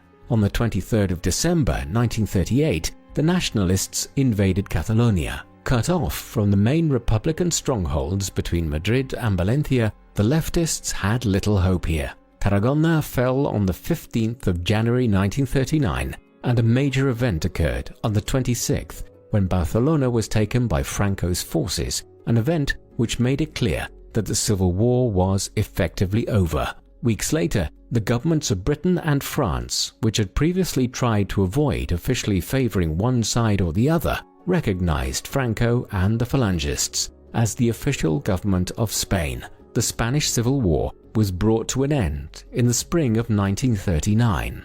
On the 6th of March, the Republican Prime Minister Juan Negrín fled to France in the face of an insurrection within the Republican military, which now sued for peace terms. A final military operation by the nationalists began in late March. On the 28th of March, Franco's troops entered Madrid, followed 2 days later by the capitulation of Valencia. On the 1st of April, Franco made a speech which was broadcast via radio throughout Spain, in which he declared victory for the nationalist cause. That same day, the last Republican stronghold, the Mediterranean town of Alicante, surrendered. After nearly 3 years, the Spanish Civil War was over. Franco was now the undisputed ruler of Spain. Franco's first weeks as the unequivocal head of the Spanish state were bloody.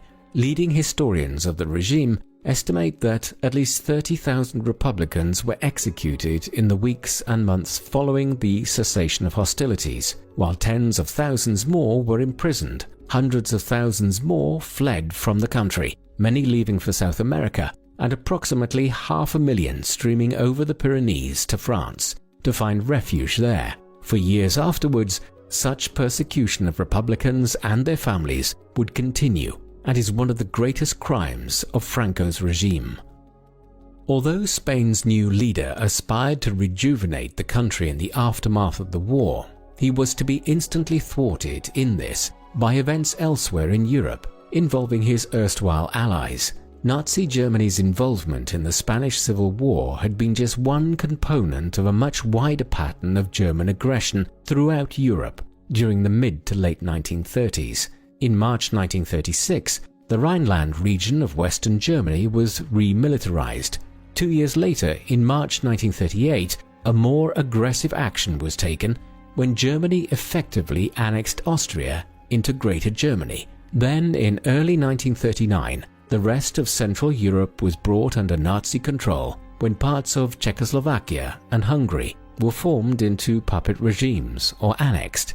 Britain and France had tried to appease Hitler and the Nazis as all of this was occurring, but when Germany invaded Poland on the 1st of September 1939, it was a step too far. 2 days later, the governments in London and Paris declared war. One might have assumed that Franco would have been an obvious ally of Nazi Germany and Mussolini's Italy when the Second World War erupted throughout Europe in September 1939. After all, both the Germans and the Italians had provided significant, perhaps crucial support to the Spanish fascists during the Spanish Civil War, and as a result had paved the way for Franco's rise to power. And yet Spain would remain neutral for the most part throughout the conflict. Franco's reasons for not joining the Axis powers during the war were mixed. In the autumn of 1939, the motive was sheer war exhaustion.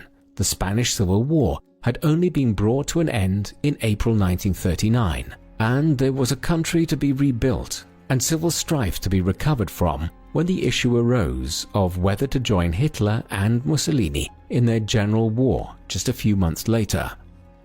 But Franco's stance in this regard shifted considerably in the months ahead, following the lightning-quick conquest of Denmark, Norway, the Low Countries and France by Germany in the late spring and early summer of 1940. The Spanish dictator indicated to Hitler in mid-June 1940 that he was willing to join the war. Negotiations to this effect were held at Hendaye in southern France on the 23rd of October 1940 between Franco and Hitler. But here the German Chancellor balked at Franco's demands for supplies from Germany, and a promise of future control of Gibraltar and French North Africa. Once these early negotiations to bring Spain directly into the war on the side of the Axis powers failed, Franco generally steered an opportunistic politique course for the remainder of the war. For instance, he sanctioned the formation of a unit of Spanish volunteers to serve in the German war effort, but strictly stipulated that this Blue Division was only to be allowed to serve on the Eastern Front against Soviet Russia, as he did not wish to damage Spain's relations with the US and Britain. Similarly, Spanish troops were stationed in the Pyrenees from 1941 onwards to prevent against any attempt by Hitler to occupy the Iberian Peninsula for strategic reasons. More revealingly, Franco shifted his stance as the course of the war altered in 1942 and 1943, with the German armies having been stopped on the Eastern Front and then forced into a retreat back towards Poland and Germany by the advancing Soviet Red Army. Franco saw that Hitler and his allies were doomed, and accordingly began engaging in a more strict neutrality, and was increasingly accommodating of the Allies from 1943 onwards. Allied troops who were downed in France in air missions could flee to Spain, and were given safe passage back to their respective countries from the Iberian Peninsula. This certainly gained the appreciation of both the British Prime Minister, Winston Churchill, and the US President, Franklin D. Roosevelt at the time. But Franco was not so well liked in the aftermath of the war by the Western powers.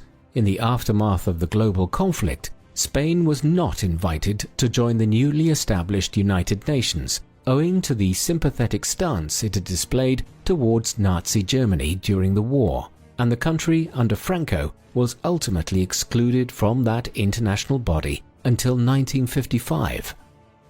Once the Second World War concluded in 1945, Spain finally found itself free of either its own civil war being fought internally or a global war raging everywhere around it for the first time in nearly a decade. Indeed, the 30 years between 1945 and Franco's death in 1975 was, despite the dictatorship, arguably the most protracted period of political stability enjoyed by Spain since the 18th century. Francoist Spain, as it is known, was ruled by Franco as the supreme head of state, who took on the title of Caudillo de España, meaning the leader of Spain. There is little doubting that this was in essence a dictatorship, but it was one which became more optimistic in the aftermath of the Second World War. And although Franco courted the support of Nazi Germany and Fascist Italy at the time of the Spanish Civil War, Franco cannot really be termed an ideological fascist himself. His was a military dictatorship, one which sought to foster the core values of the conservative movement which had formed one part of Spain's political landscape since the 19th century, specifically nationalism, support for the Roman Catholic Church, and an opposition to leftist politics, particularly socialists and communists. The Falange Española, which Franco had formed out of the various right-wing Spanish political parties in 1937, was the sole legal party in the country between the conclusion of the Civil War in 1939 and the end of the Franco regime in the 1970s. But there was also a distinct drift away from the party's fascist roots of the 1930s during the post-war period, symbolized in the rebranding of the Falange as the Movimiento Nacional, or National Movement, in 1958. Yet this is not to suggest that Franco did not engage in harsh political repression. Trade unionism and left-leaning political organizations were generally monitored and suppressed, while many socialist organizations were banned by the state. Similarly, Franco's regime sought to impose a harsh suppression of the many regional separatist movements in areas such as the Basque Country and Catalonia, which have so characterized the history of modern Spain. Such policies, though, were only so effective. Indeed, in some instances they proved counterproductive. Attempts to curb Basque separatism, for instance, simply eventuated in the formation of the Euskadi Ta Askatasuna organization, or ETA for short, in 1959, meaning Basque Homeland and Liberty. ETA developed in the 1960s into a terrorist paramilitary organization bent on using bombings, assassinations and kidnappings to pressure the Spanish state in order to gain independence for the Basque region in northern Spain. Other authoritarian policies have cast a shadow over the Franco regime. Surely one of the most heinous aspects of Franco's dictatorship was the abduction of the children of Spanish Republicans and their fostering out to nationalist families. Much of the goal here was a form of social engineering, whereby these children, who would most likely be raised as left-leaning socialists and Republicans if they remained in their original family units, would now be raised as conservatives and traditionalists in line with the political ideologies of the Francoist regime. This practice had started during the Civil War, often involving children whose parents had been killed during the conflict, but it intensified to soon involve the children of Republicans who were arrested and imprisoned.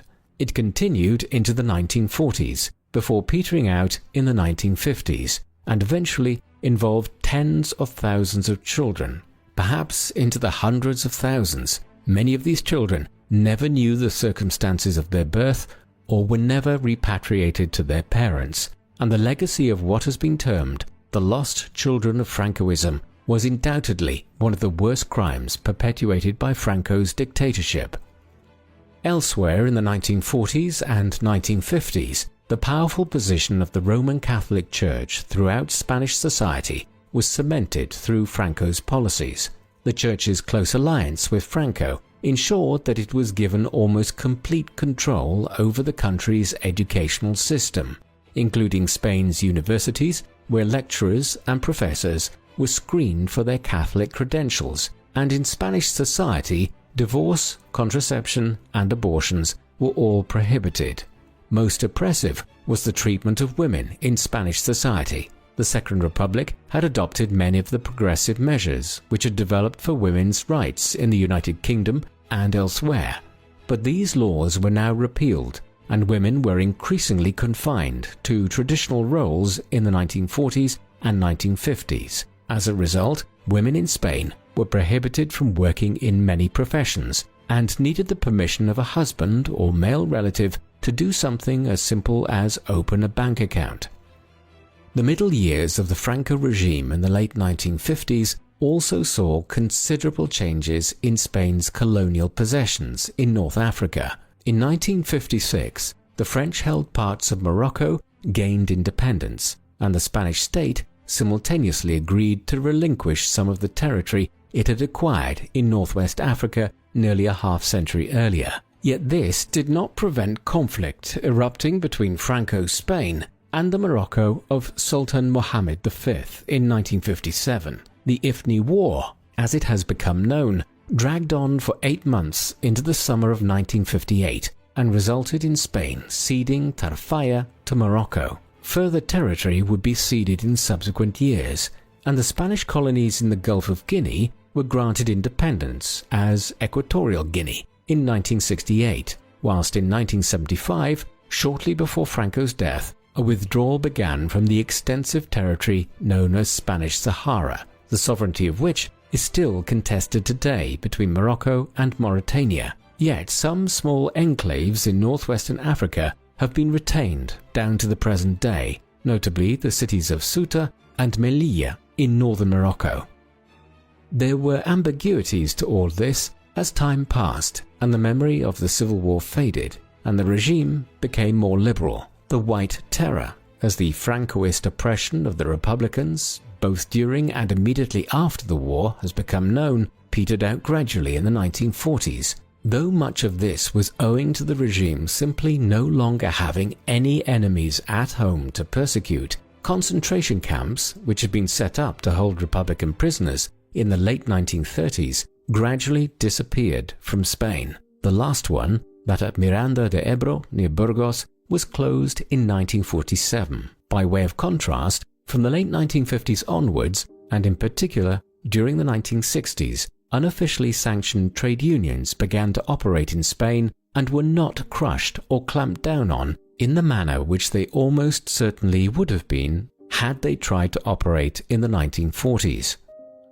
In other ways, Spanish society was undergoing some limited liberalization from the late 1950s onwards. For instance, some of the restrictions on what women could or could not do were relaxed in the 1960s. Censorship of the press and the media also became less severe in the last 15 or so years of Franco's dictatorship, although any overt criticism of the regime itself remained a crime. Much of this must be viewed in light of the country's drift into the Western capitalist bloc of states led by the United States during the Cold War from 1955 onwards. As Spain found common ground with these countries, Franco became less authoritarian at home and more inclined to liberalize certain aspects of Spanish society. The ambiguities of Franco's dictatorship are most clearly evident when examining his economic policy. It is impossible to dismiss the success of Spain's economy during Franco's tenure as the Spanish head of state. Ever since the late 17th century, the country had languished in a state of seemingly perpetual economic backwardness, with a lack of industry and an over-reliance on unproductive farming methods carried out on large estates. All of this was compounded by the devastation caused by the Spanish Civil War, and for much of the 1940s, the country was on the brink of bankruptcy with only a meager economic recovery occurring. However, from the late 1950s, economic growth took off to such an extent that the last 15 or so years of Franco's regime has been dubbed the Spanish Miracle or El Milagro Español. In economic terms, during these years, the country had the second fastest growing economy in the world. Only Japan, which was undergoing its own economic miracle, grew at a faster rate between the late 1950s and the early 1970s. The Spanish miracle came about owing to a combination of factors, not least a series of national development plans devised by Franco's ministers and the adoption of a free market economy in 1959. Iron and steel factories proliferated in the northern provinces, and these in turn supplied raw materials for a thriving shipbuilding industry in the ports of the northern coast. Petrochemicals became a major national industry, and new corporations emerged, notably the SEAT Automobile Company. In 1946, there were just over 70,000 private cars in Spain. This number had increased to over 1 million cars 20 years later. More than 750,000 SEAT cars were produced during the years of the Spanish miracle. As a result of all this, Spain went from being one of the most economically backward countries in Western Europe to being the world's 9th largest economy by the end of Franco's regime. Thereafter, the global economic recession of the mid to late 1970s saw Spain's economic growth stall, but there is no doubting that the Spanish miracle hauled the country's economy out of the stagnation in which it had wallowed for 2 centuries and brought it into the 20th century.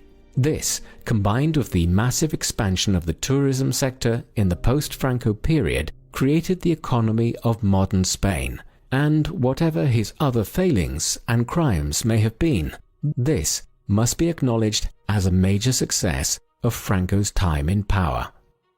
Perhaps in assessing Franco's career and the nature of his regime, we should also consider that he did not work to ensure the continuity of his dictatorship. This might have been partly owing to his lack of a male heir. Franco's marriage produced just one child, his daughter Maria del Carmen, born in 1926. Had the caudillo had a male heir to pass the dictatorship to, he might have made provision to ensure that this occurred, but he didn't. Indeed, Franco had taken steps to restore the Spanish monarchy as early as 1947, when an official referendum was held to make Spain a monarchy once again. Although it was passed, no new king was crowned at that time, and Franco instead had his powers as a regent for life ratified. As he neared the end of his life, though, he took more concerted steps to restore the monarchy, culminating in 1969 when Juan Carlos of the old royal house of Bourbon was named as Franco's successor and made a prince. 2 years earlier, steps had been taken to allow freer elections to the Spanish legislature. Then, in 1973, Franco resigned his position as Premier of Spain and head of the government in favor of Luis Carrero Blanco. Blanco was a long-standing ally of Franco's, who had fought with the Generalissimo in North Africa in the 1920s and during the Spanish Civil War, but his tenure as Prime Minister was short-lived, as he was killed by a roadside bomb by the Basque terrorist group ETA. In the final days of 1973, two further individuals, Torquato Fernández Miranda and Carlos Arias Navarro, would subsequently serve as Prime Ministers of Spain before Franco's death. But despite this partial relinquishing of power, Franco retained many of his positions, still serving as head of state, albeit in a much more limited capacity, and also retaining control over the Spanish military. Nevertheless, the measures taken from the late 1960s constituted some significant steps towards transitioning towards a less authoritarian regime. And at the end of Franco's life and following his death, the country would quickly transition to a democracy. This would come in the mid-1970s. By the late 1960s, Franco was approaching 80 years of age. His health was declining considerably. This worsened into the 1970s, in part because the Spanish dictator was suffering from Parkinson's disease. In 1974, he was sufficiently incapacitated on a number of occasions that his duties were passed in part to Prince Juan Carlos. His last official engagement occurred on the 1st of October 1975, when he gave a speech in Madrid, whereat he was said to have been particularly frail-looking. 4 weeks later, he fell into a coma and was put on a life support machine. There is some dispute as to whether he died on the 19th of November or in the early hours of the 20th, either from a heart attack or septic shock. His body was buried in the Valley of the Fallen, a huge burial tomb near Madrid, which had been constructed as a mausoleum and a memorial to those who had died in the Civil War, though it has recently been exhumed from here and removed to a family crypt on the outskirts of the Spanish capital. Although he professed a commitment to maintaining the system Franco had created and overseen for over 35 years, Juan Carlos moved to rapidly dismantle the authoritarian Francoist state as soon as the caudillo died in the early winter of 1975. A constitutional monarchy was established in the 3 years that followed. On the 15th of June 1977, the first free and open general election to have been held in Spain since 1936 took place, returning a high number of centrist and left-wing delegates to Parliament, an indication of the shift away from the right-wing politics of the Franco era. A year and a half later, a new constitution was ratified in December 1978. This has become the basis of Spain's modern constitutional monarchy, the total failure of an attempted coup d'etat in February 1981 by elements within the Spanish military who wished to see a restoration of authoritarianism in Spain was indicative of how quickly the country had successfully transitioned into a liberal democracy in the years immediately following Franco's death. General Francisco Franco is perhaps the most ambiguous of the dictators who seized power throughout Europe in the mid-20th century. He came to power as a result of a bloody civil war in which the conservative military bloc which he led was forever tarnished through a series of atrocities such as occurred in Guernica in April 1937, and through its associations with Nazi Germany and Fascist Italy. In the 1930s and 1940s in particular, Franco's regime was responsible for the killing, arrest, or drastic interference in the lives of millions of Spanish civilians. This was especially the case in the aftermath of the Civil War, when the Spanish courts were dealing in the summary conviction and execution of hundreds of Republicans every day for months on end. Any assessment of his career must start by acknowledging this terrible legacy. But there is also little doubting that the Franco regime changed over time, in particular as it entered the 1950s. Francoist Spain became less repressive and, switching from an overt totalitarianism to a less brutal authoritarianism, there were also a number of considerable advances in Spanish society in the last 2 decades or so of Franco's regime. with a growing affinity with the US Western Bloc of powers from 1955, when the country was admitted to the United Nations.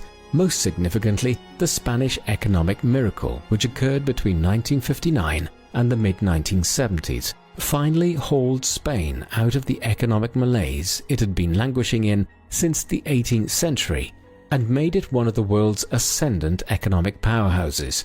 This created economic opportunities and prosperity for the Spanish working and middle class, which was unparalleled up to that point in modern Spanish history. This certainly does not excuse Franco's crimes, but it should be considered in any balanced appraisal of his time in power. And then there is the character of Franco himself. Who or what was he? He was an exceptionally private man, and the real Francisco Franco is hard to identify. Perhaps he might best be defined as a product of Spain itself, and one who shifted his own political stances in line with the prevailing trends of European and global politics between the 1930s and the 1970s. In the years leading up to the Civil War, he was a staunch advocate of Spanish conservatism, one of the two prevailing political stances in the country since the early 19th century. In this respect, he was an ardent anti-communist, a feature which was perhaps the most consistent aspect of his political views throughout his 4 decades in power. However, despite his ties to Hitler and Mussolini, Francisco Franco was not really a fascist, and in the course of the 1950s, the regime softened its stances considerably, eventually drifting towards closer ties with the US and the Western European states, as the Cold War made the right-wing Spanish regime a natural ally. Thus, Franco adapted to fit the prevailing political winds. Perhaps this was who he was in the end, a political chameleon, born of the chaos of Spanish politics in the age of extremes, which characterized Europe in the first half of the 20th century. What do you think of General Franco? Should we view him entirely in light of his brutal takeover of Spain in the 1930s, or did his later rule substantially rehabilitate him from his earlier crimes? Please let us know in the comment section. And in the meantime, thank you very much for watching.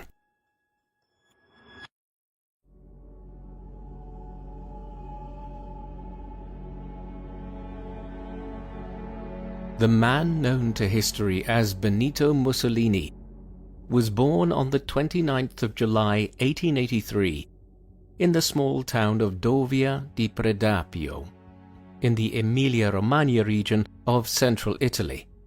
His full baptismal name was Benito Amilcare Andrea Mussolini. Amilcare comes from Hamilcar, the given name of a Carthaginian general of the 3rd century BC, who was one of the Roman Republic's great nemeses during the era of the Punic Wars, and the father of Hannibal, who famously marched over the Alps to strike at Rome during the Second Punic War. The Carthaginian middle name is a somewhat ironic one for Mussolini to have had, given that he later viewed himself as a leader who was restoring Italy to the greatness it had enjoyed in Roman times.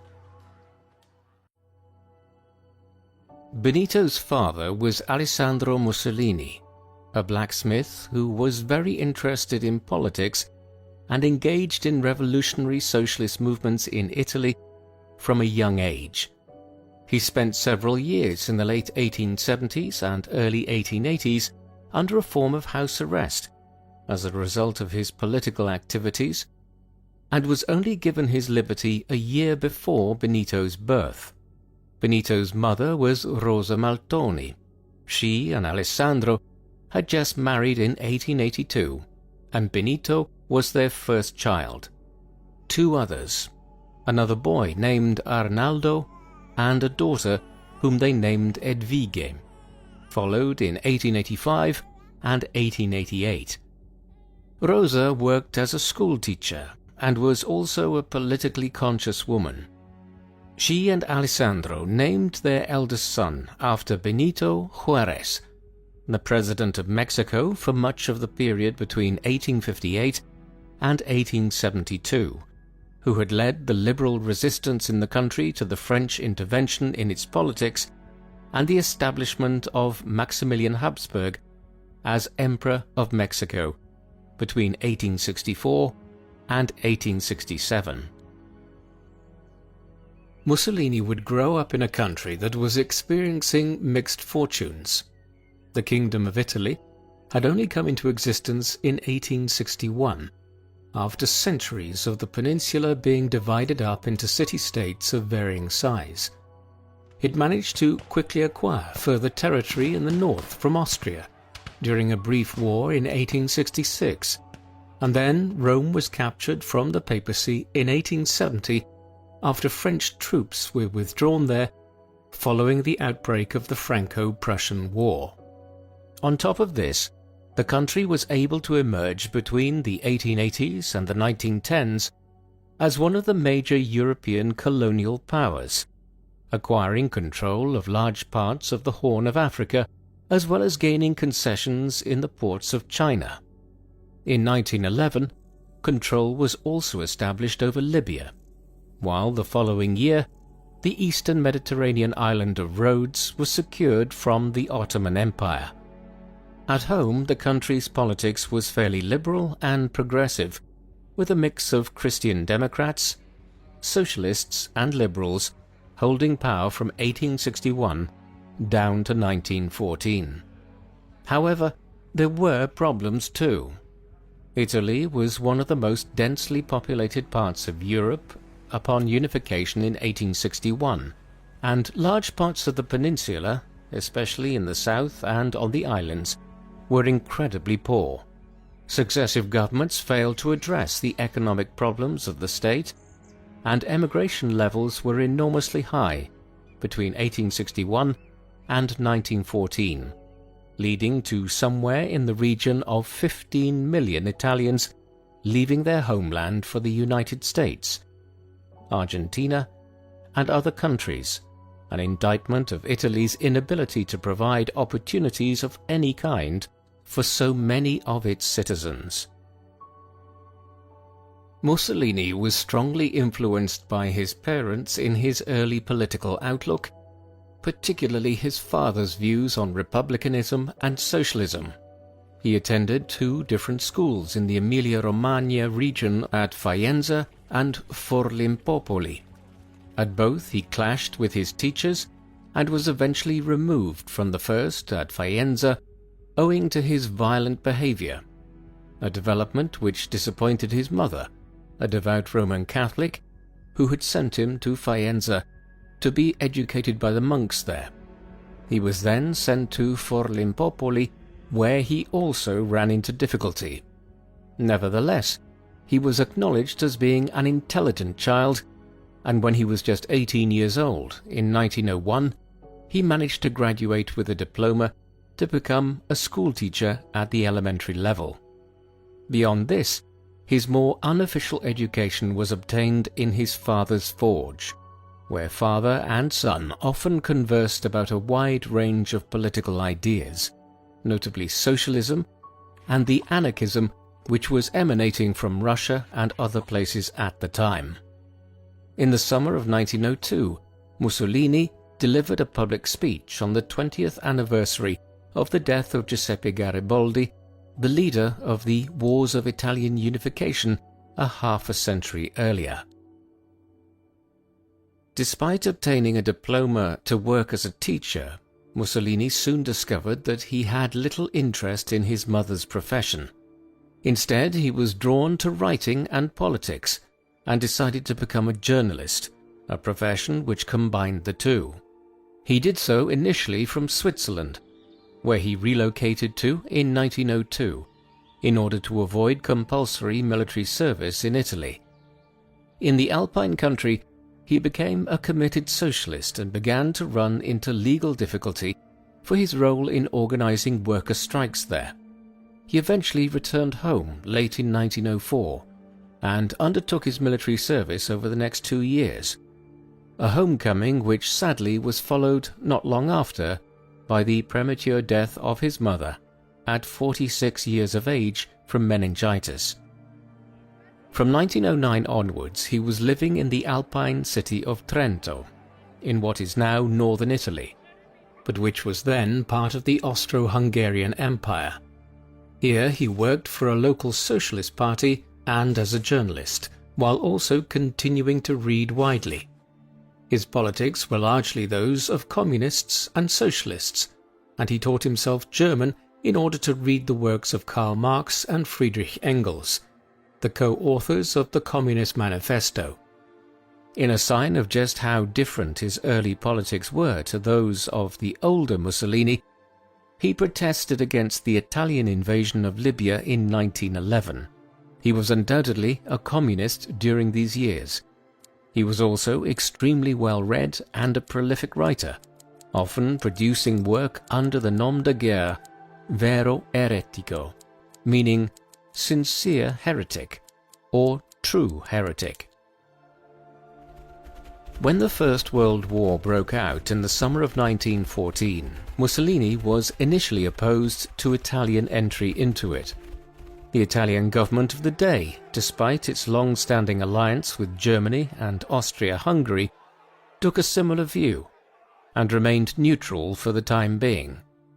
When it did finally enter the war in 1915, it did so on the side of Britain, France and Russia, the primary goal being to obtain lands from Austria-Hungary, which many Italians considered to be Italian sovereign territory.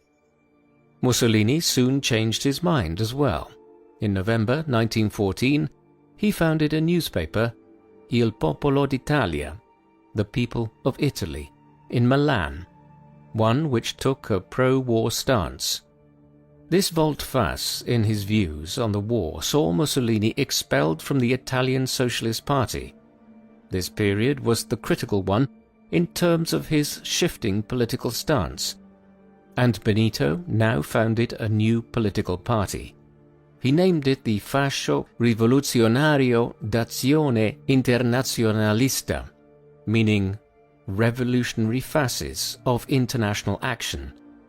The term fascis comes from an old Latin term for a bundle of rods or a sheaf.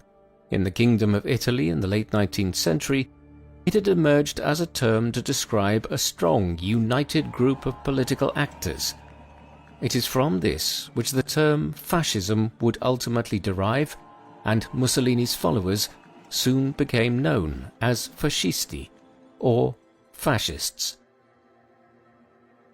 In line with his newfound emphasis on nationalism and socialism, Mussolini volunteered for military service.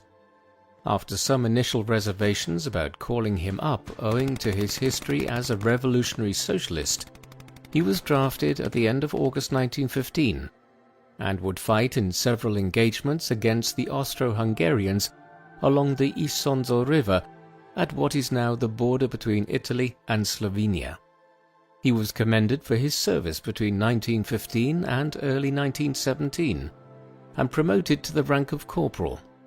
His war ended when a mortar shell exploded near him in a trench, wounding him considerably and leaving him with dozens of shards of metal in his body. Throughout this period, he became more and more disillusioned with his previous beliefs in revolutionary socialism of the communist variety, and now moved towards a more extreme nationalist bent.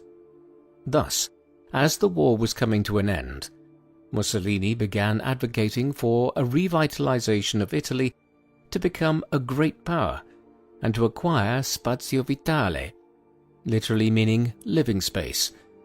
The idea that Italy should expand to conquer land around the Mediterranean Sea, which the Roman Empire had once ruled over. The idea would later be paralleled in the Nazi concept of acquiring Lebensraum in Eastern Europe.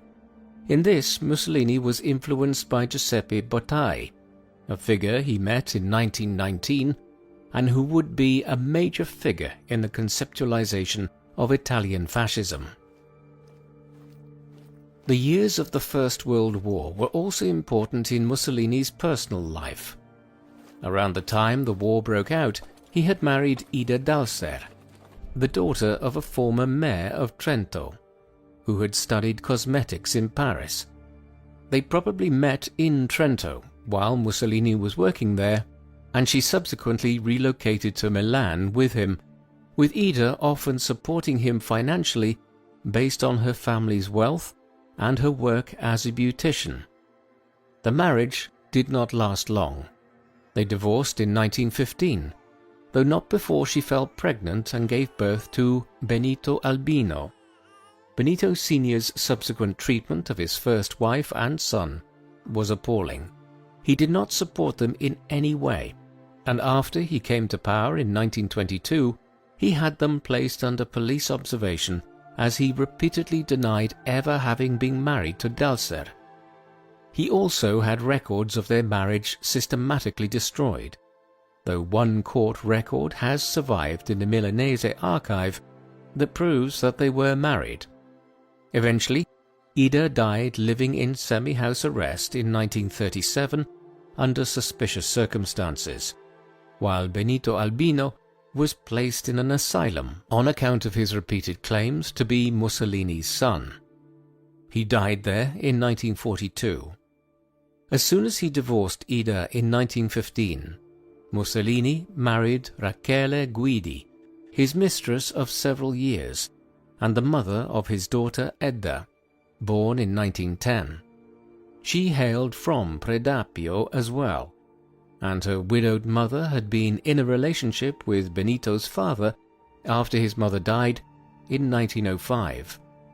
They would have 4 further children, 3 sons, Vittorio, Bruno and Romano, and another daughter, Anna Maria, born between 1916 and 1929. In the immediate aftermath of the First World War, there was a strong view held by many people in Italy that they had been betrayed in the peace settlements that followed between 1919 and 1922. This quickly became known as the Mutilated Victory, after a term coined by the prominent Italian writer and politician Gabriele D'Annunzio. Italy had entered the war in 1915 on the side of Britain, France and Russia, on the basis that it would receive a considerable amount of territory from the Austro-Hungarian Empire once the conflict was over, specifically lands in the Alpine South Tyrol, bordering northern Italy, and along the Istria and Dalmatian coast on the eastern side of the Adriatic, where Slovenia, Croatia and Italy meet today. These were lands which many viewed as intrinsically part of historic Italy. Many Italian nationalists also sought control over Albania, a country which had been ruled by Italian powers at various times in the ancient and medieval past. Some of these demands were met in the peace negotiations, but Albania became an independent country once again, and Italy did not receive all the territory it had sought on the eastern side of the Adriatic, some of which instead went to the kingdom of Croats, Serbs and Slovenes, that would later become Yugoslavia. This, along with the country's enduring economic problems, meant that while Italy was one of the victorious powers in the First World War, it did not feel that way for many Italians. Mussolini's nascent fascist movement evolved quickly between 1919 and 1922 to take advantage of this sense of Italian alienation. In March 1919, he founded the Fasci Italiani di Combattimento in Milan, which transliterates as Italian Fighting Bands, a clear sign of the shift towards a more militant politics. They soon were forming squadrismo, squads of black-shirted paramilitaries or squadristi, who, in the febrile atmosphere of Italian and European politics in the post-war era, attacked people of Slavic heritage in Italian cities and towns, the perceived enemy of Italy in the contested Adriatic coastal regions. In a striking sign of Mussolini's break from his radical socialist past, the black shirts were also soon involved in running battles with communists in northern Italy. notably during a general strike in Milan in 1920. The Black Shirts were the first of numerous fascist paramilitary organizations that would appear in Europe over the next decade or so, others being the SA Brown Shirts of the Nazis, the Black Shirts of Oswald Mosley in Britain, and the Green Shirts of the Yugoslav Radical Union in the Balkans. The Black Shirts in Italy would remain a feature of Mussolini's organizations even after he established a new party again in 1921. This was one known as the Partito Nazionale Fascista, or National Fascist Party. It would be the first fascist party to seize power anywhere in Europe. What is perhaps most striking about Mussolini's movement is the speed with which he managed to secure power. The National Fascist Party was established in November 1921, and less than a year later, Mussolini was in charge of Italy. In the 1921 general election, while still campaigning as the Fasci Italiani di Combattimento, Mussolini and his followers had won 35 seats in a general election as part of the wider National Bloc. The same election ended in a deeply divided parliament, and Italy's unstable post-war politics continued. Indeed, the situation became worse as Mussolini began engaging in a fascist insurgency whereby he sought to destabilize the country and present his National Fascist Party as the most suitable option to stabilize the situation. Matters boiled over into disorder in August 1922, when Mussolini's Black Shirts effectively seized control of Milan, attacking socialist organizations all over the city and appointing their own members to municipal offices.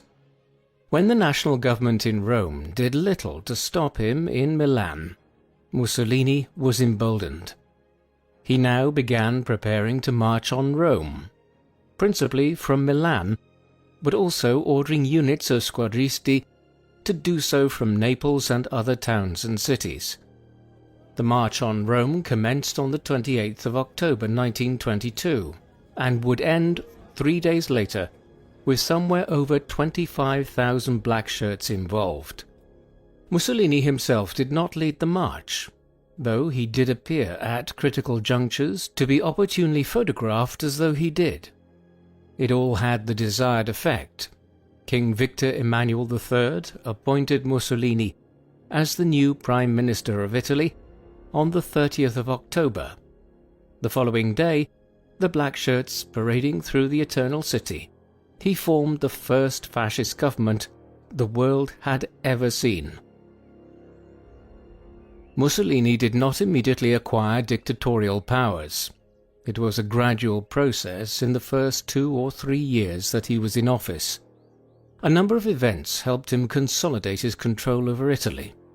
In August 1923, an Italian diplomat named Enrico Tellini was killed while adjudicating on a border dispute between Greece and Albania. Mussolini responded by invading the Greek island of Corfu in September. He subsequently relinquished control of the island, but extorted 50 million lira off the Greek government in return for doing so, while the Corfu incident also helped quell Greek calls for the return of Rhodes and the other Dodecanese islands in Italian possession. It hugely bolstered Mussolini's reputation in Italy, seemingly proving that a fascist leader was capable of asserting a strong Italian international presence. Just 2 months after this, the Acerbo Law was passed, which dictated that the party which received the most votes in an Italian election would receive 2/3 of the parliamentary seats. This was employed when a new election was held in April 1924. While the election itself was somewhat fair, the application of the wildly undemocratic Acerbo Law ensured Mussolini completely controlled the parliament that resulted from it. Finally, in 1926, all other political parties other than Mussolini's National Fascist Party were banned, completing the transition to a one-party dictatorship. In line with this, Mussolini increasingly became known as Il Duce, the leader, a title which Adolf Hitler would later adopt in Germany, though using the Germanic Führer. The question arises from all of this as to what extent Mussolini was the architect of European fascism, an ideology that would be adopted by a wide range of countries across Europe in the 1930s. There is no denying that Mussolini was a pivotal figure in this, not simply because it was he that led the National Fascist Party and the Blackshirts to power, but also because he wrote extensively on the topic in numerous essays and books in the 1920s and 1930s, most notably The Doctrine of Fascism, an essay he produced in 1927. Yet others were just as significant, notably the political philosopher Giovanni Gentile, who served as the Minister for Education early on in Mussolini's government. Gentile composed a work entitled Manifesto of the Fascist Intellectuals in 1925, following the Conference of Fascist Culture in Bologna that March, and many other Italian intellectuals signed it.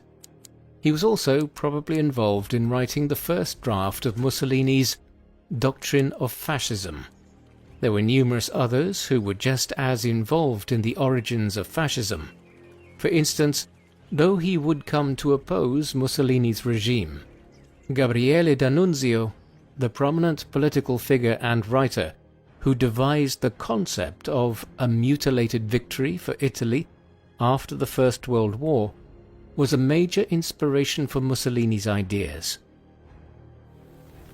One element of fascist movements seen elsewhere in Europe, which Mussolini was most certainly the creator of, was the concept of a fascist secret police.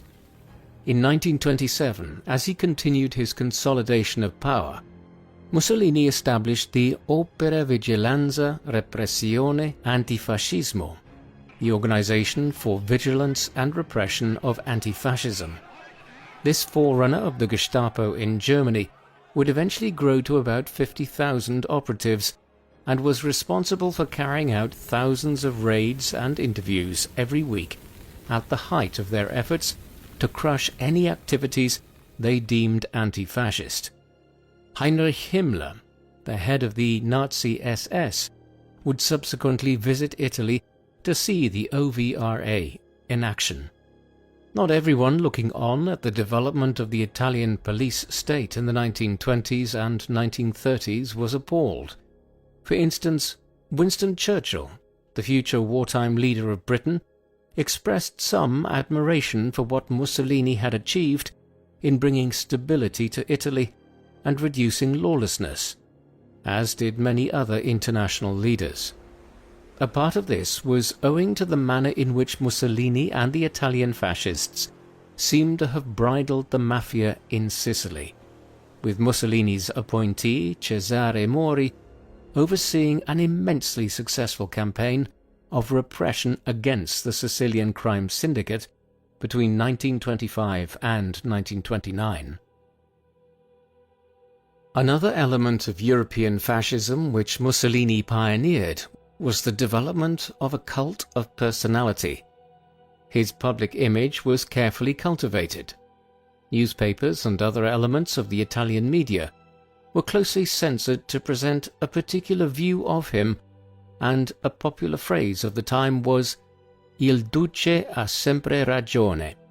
The leader is always right.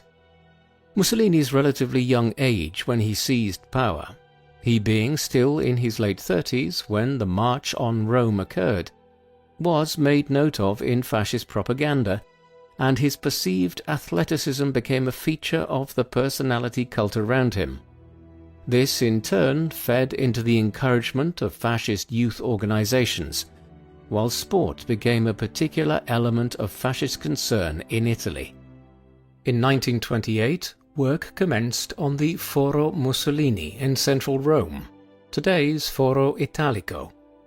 Modelled on the forums built by the Roman emperors in central Rome, Mussolini's forum was a giant sports complex, complete with stadiums, tennis courts, and other facilities.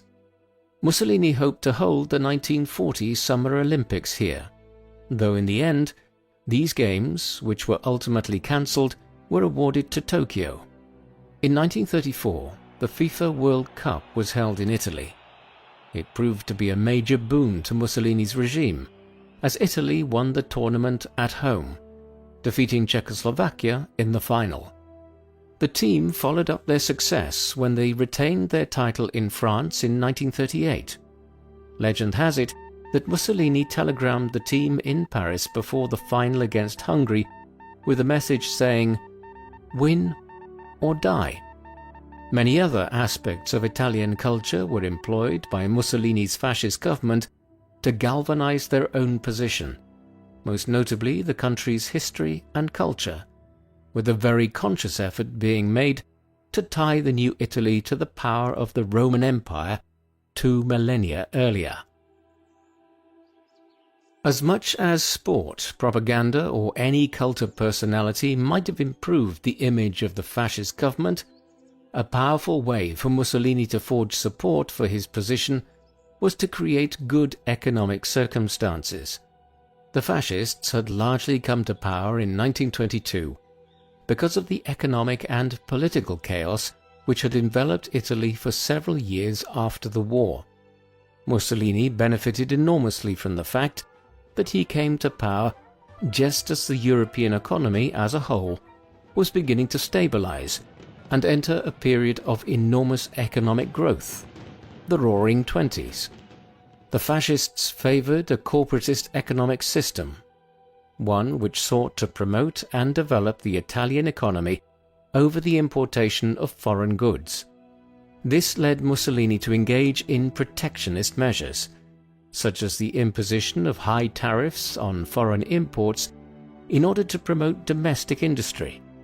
Some measures during the era had lasting benefits, most notably the draining of the Pontine Marshes, a large swamp south of Rome which had been a breeding ground for malaria in central Italy for thousands of years. From the late 1920s onwards, a policy of draining these extensive lands and creating model new towns like Latina, Pontinia, and Pomezia was undertaken. It was an immensely successful initiative. Nevertheless, more broadly, the Great Depression hit Italy just as badly as the rest of Europe, giving the lie to the 1930s myth that fascism was a more effective economic system. Ultimately, Mussolini ordered the mass state takeover of the Italian economy, and it would take until the mid-1950s before Italy returned to the economic output seen in 1929, before the Depression began.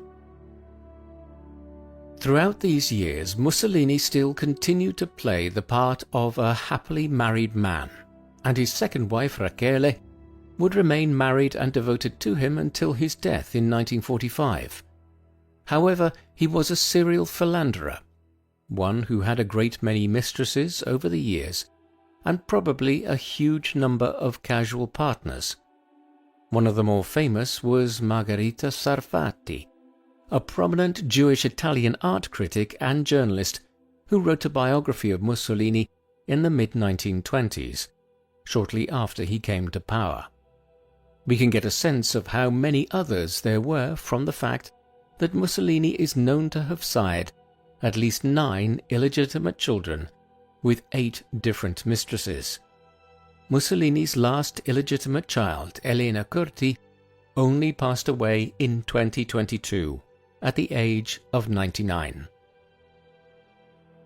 An important part of Mussolini's approach towards government was the aim of building Italy into a great power and rectifying the perceived injustice the country had suffered at the end of the First World War.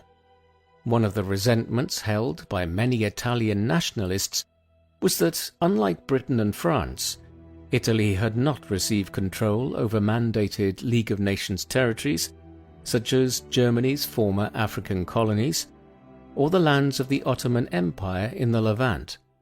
Mussolini would seek to remedy this by solidifying Italian control over its existing colonies and expanding them where possible. He began in Libya, a large colony in the Maghreb which Italy had acquired nominal control over in 1911, but which remained unstable. Between 1923 and 1932, the pacification of Libya was engaged in liberal policies that had been adopted after the First World War were announced, and ethnic laws were introduced that, for instance, forbade intermarriage between Italians and the Arab and Berber natives. Thousands of Italian colonists were also brought in. A fierce war of resistance was then engaged in by the natives, one which led to the use of chemical weapons, mass murder, and the development of a concentration camp system by Mussolini's regime. Huge numbers of Bedouin and Berber people were also moved from their traditional homelands and resettled as part of a program of genocide and ethnic cleansing. In all, around 50,000 natives are understood to have been killed by the Italian government during the pacification of Libya, though precise figures are hard to establish for a country where demographic records were extremely limited in the early 20th century.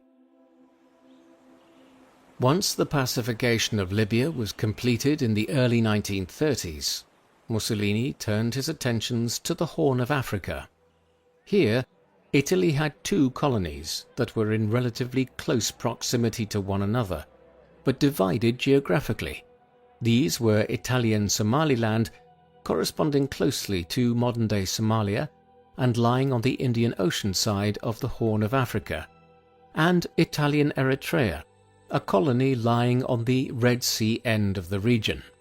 Between them lay French and British colonial enclaves and the Ethiopian Empire, or Abyssinia, virtually the only native polity in Africa not to have been colonized between 1870 and 1914. The Japanese invasion of Manchuria in 1931 and the establishment of the puppet state of Manchu Kuo had badly damaged the League of Nations' remit to protect the national independence of sovereign states, and so the Italians invaded Ethiopia in October 1935, with little concern for the potential international backlash. The Second Italo-Ethiopian War was fought over a period of nearly a year and a half, down to the spring of 1937. In the course of it, the Italians would eventually conquer Abyssinia, though with considerable difficulty, and the campaign pointed towards weaknesses in the Italian military that would become glaringly obvious in the years ahead, when they faced British and Commonwealth troops in North Africa.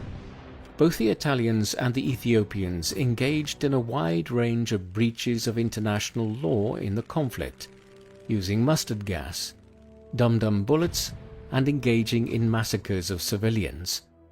The Abyssinia conflict was something of a nail in the coffin for the League of Nations, and also demonstrated that the world had moved into a new era of conflict and breaches of international law.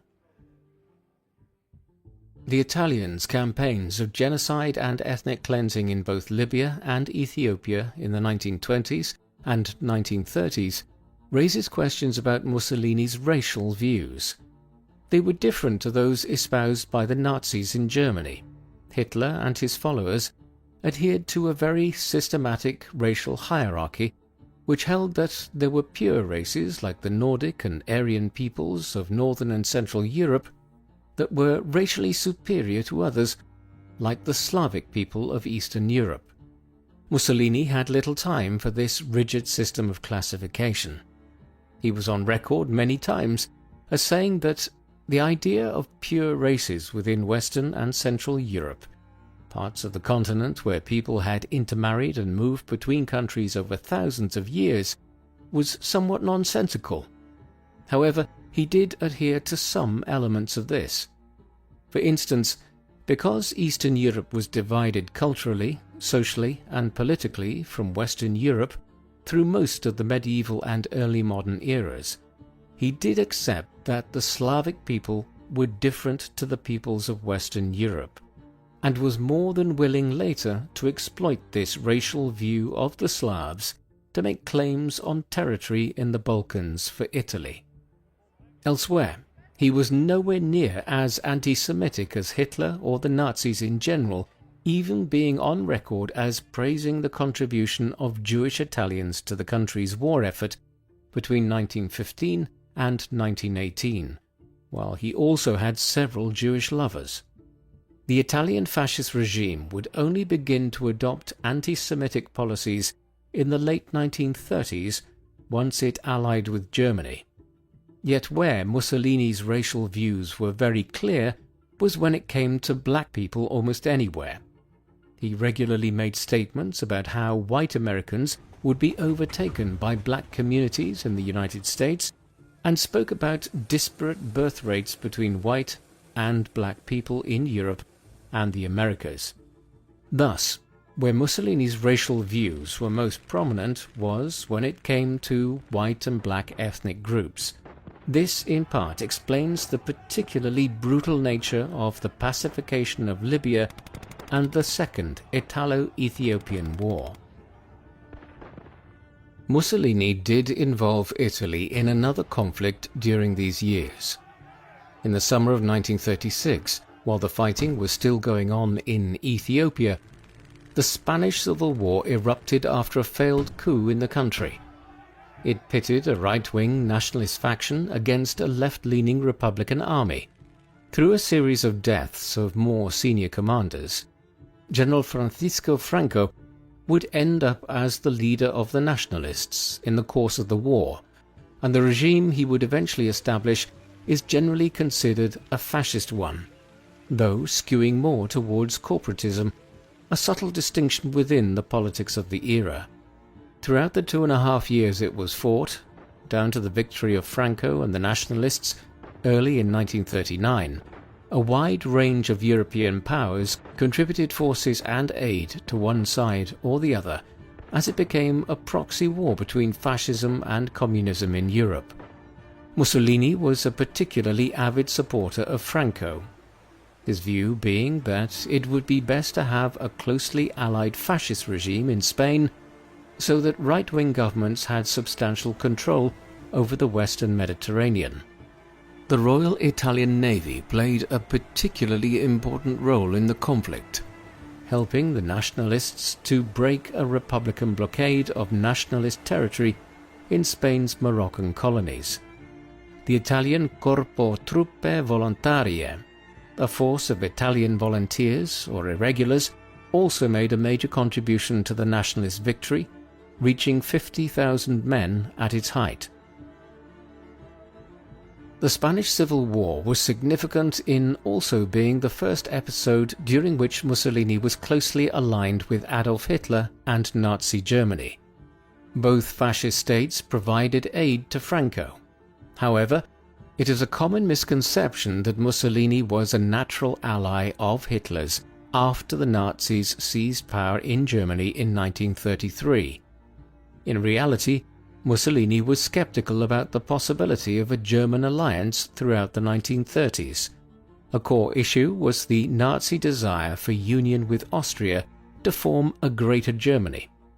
Italy had long-standing claims on land in the South Tyrol region of Austria, bordering the plain of Lombardy, and this created a rivalry between Italy and Germany over Austria. Throughout the period from 1933 to 1938, during which the Nazis attempted to seize control of Austria through numerous means, Mussolini was supported of the Fatherland Front government in Vienna.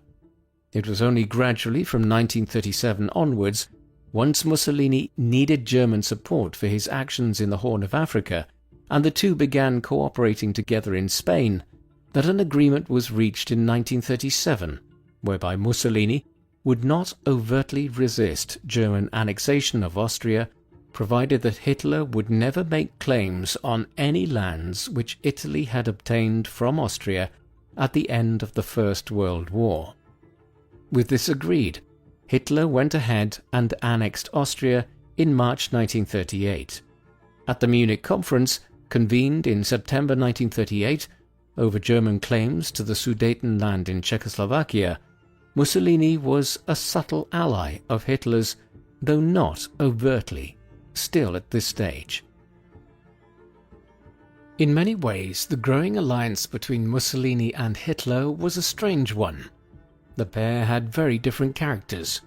Mussolini was a brash, outspoken and emotive individual, one regularly used to being photographed in his swimming trunks with famous Italian actresses, a practice Hitler ridiculed. Yet for all Hitler's supposedly contrasting seriousness, it was Mussolini who found himself bored by the Austrians' racial rants when they had first met in Venice in 1934. Much of the common view of Mussolini as a buffoon has largely been derived from Nazi impressions of him and the incompetent performance of the Italian military during the Second World War. But this view of Mussolini has been hugely overstated. The Italian dictator was the father of European fascism and had authored multiple books, ranging from writings on politics to a biographical study of Jan Hus, the Bohemian religious reformer of the early 15th century, whose work was an antecedent to Martin Luther and the Protestant Reformation. Mussolini even penned a romance novel called The Cardinal's Mistress. At the Munich conference, it was Mussolini who acted as chief translator, being fluent in French and having functional German and English. Mussolini was many things, but the popular view of him as a buffoon or a second-tier dictator with an outlandish desire to restore Italy to the glory days of the Roman Empire is a misconception. He was an intelligent individual, though also an entirely immoral and unscrupulous one. The Munich conference only created a brief reprieve from war in Europe. 6 months later, the Nazis annexed the remainder of Czechoslovakia. By then, Britain and France were trying to speedily rearm, and when Poland was invaded in the first hours of September 1939, they responded by declaring war on Germany. The Second World War had begun, but Italy would not join it for nearly another year, despite Germany and Italy having agreed to the Pact of Steel, a virtual military and political alliance, on the 22nd of May 1939. Mussolini decided to wait and see what happened at this early stage, encouraged to do so by King Victor Emmanuel III and numerous senior Italian ministers. There were even offers from Paris and London courting Italy as an ally in the war, though Mussolini seems to have never taken them seriously. In the end, when Germany swiftly conquered Denmark, Norway, the Netherlands and Belgium in April and May 1940, and then seemed to be swiftly moving towards seizing control of Paris, Mussolini decided to act. On the 10th of June 1940, he declared war on France and Britain. Italian troops then quickly invaded parts of eastern and southeastern France to secure territory there as part of an arrangement with Hitler.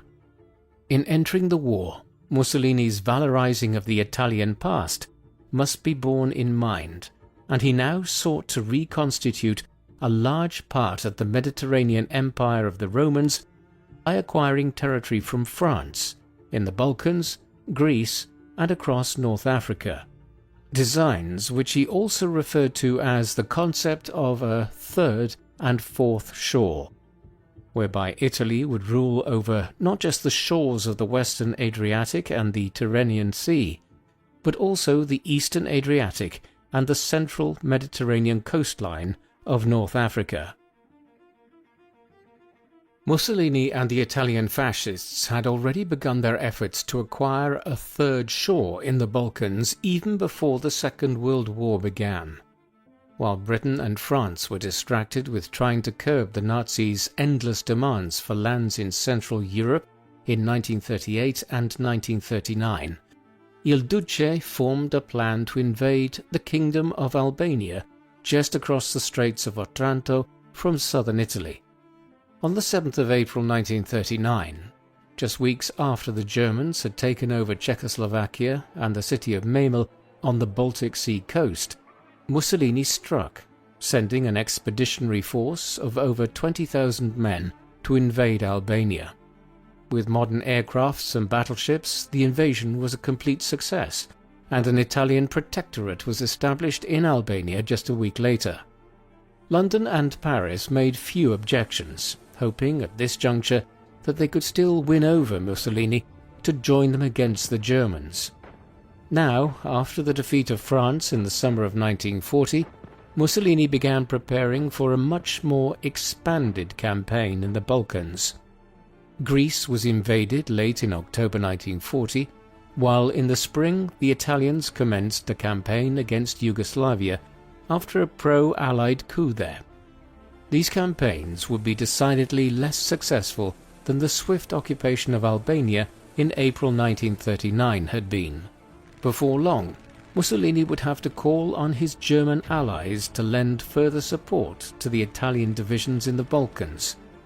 The diversion of German troops and attention to the Balkans in the spring and summer of 1941 are often seen as a contributory factor in the failure of the Germans to take Moscow and Leningrad before the Russian winter stopped their advance into the Soviet Union later that year. The inadequacies of Mussolini's armed forces were even more strikingly on display in North Africa. Hitler's plan was for the Italians to push eastwards from Libya to seize Cairo and then the Suez Canal in Britain's protectorate of Egypt.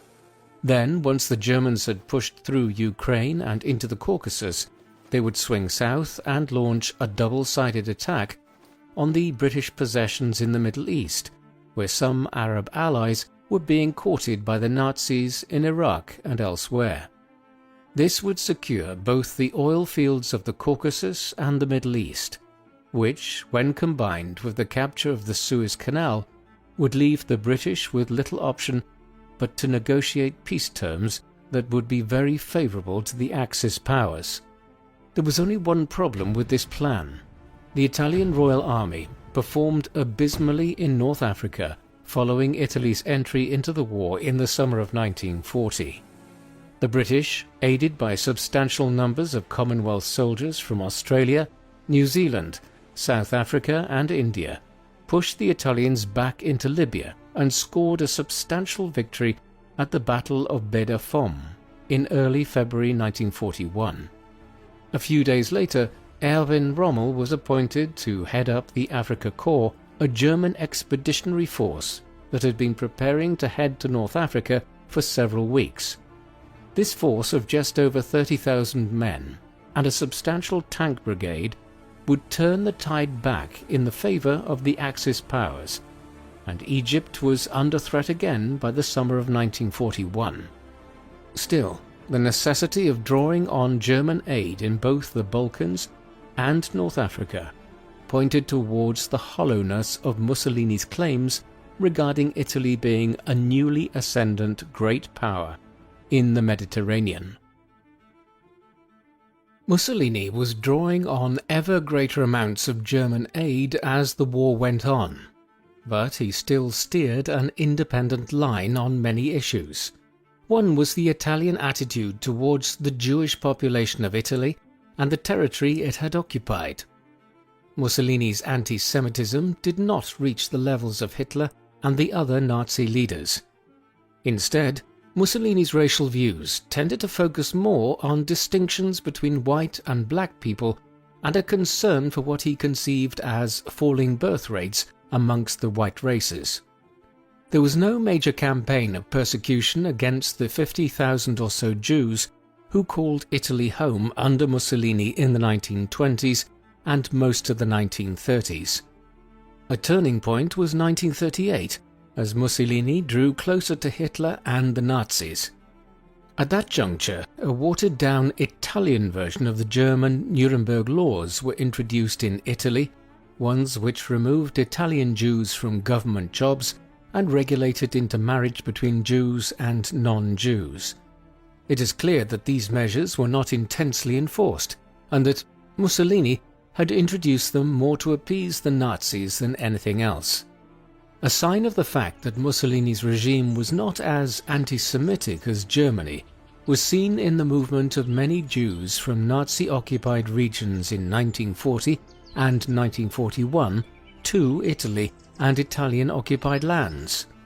The Holocaust, as we will see, would only really strike Italy once the Germans became the de facto occupying power in the autumn of 1943.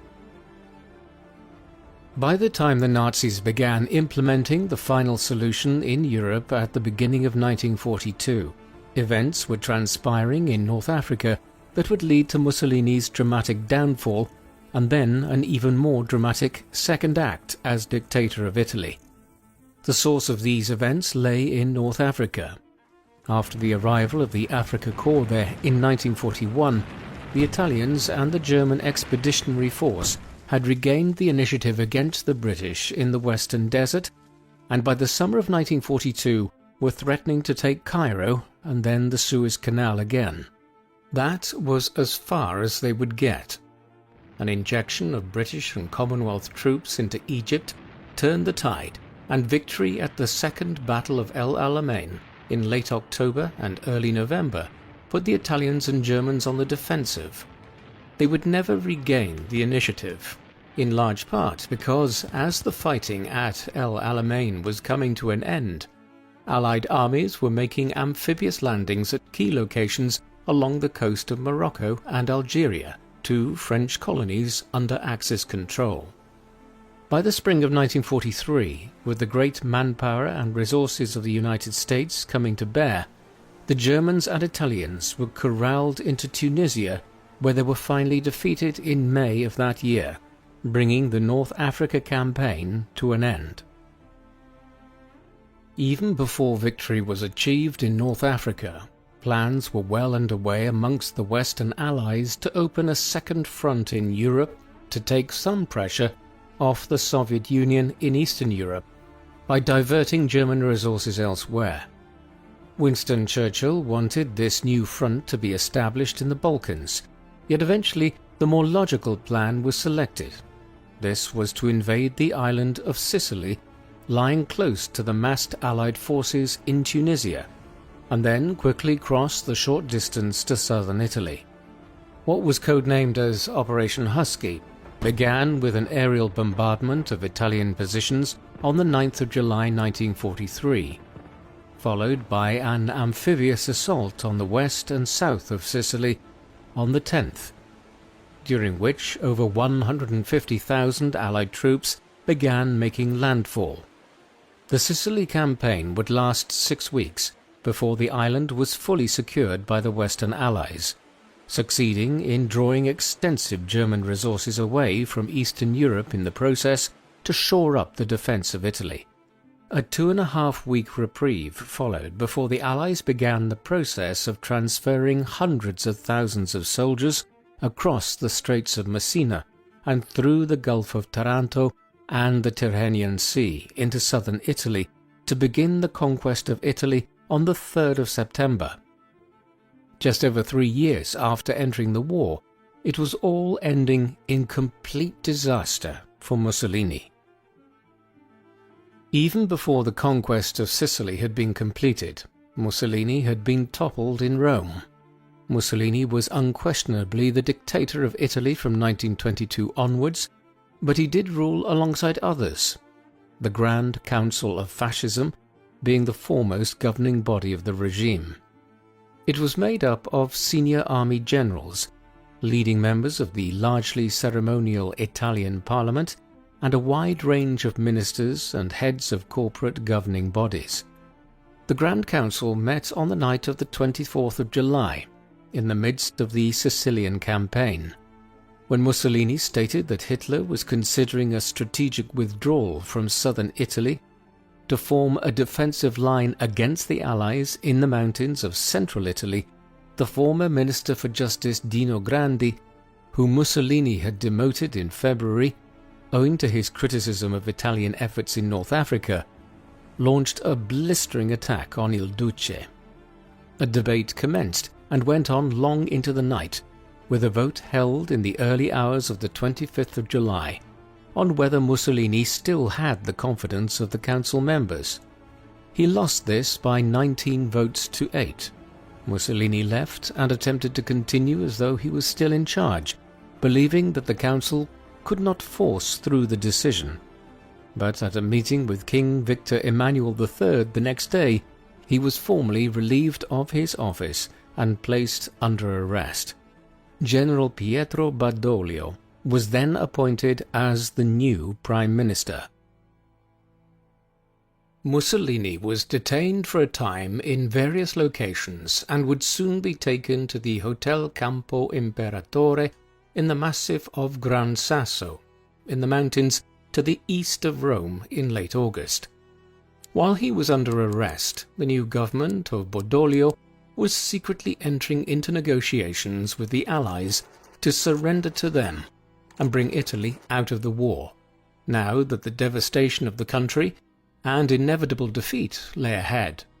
To the north, Hitler and his generals were more than aware that this was probably occurring and had already developed their own plans for taking over Italy and the Italian armed forces before they could capitulate to the Allies. They would initiate this plan, codenamed Operation Achse, in early September.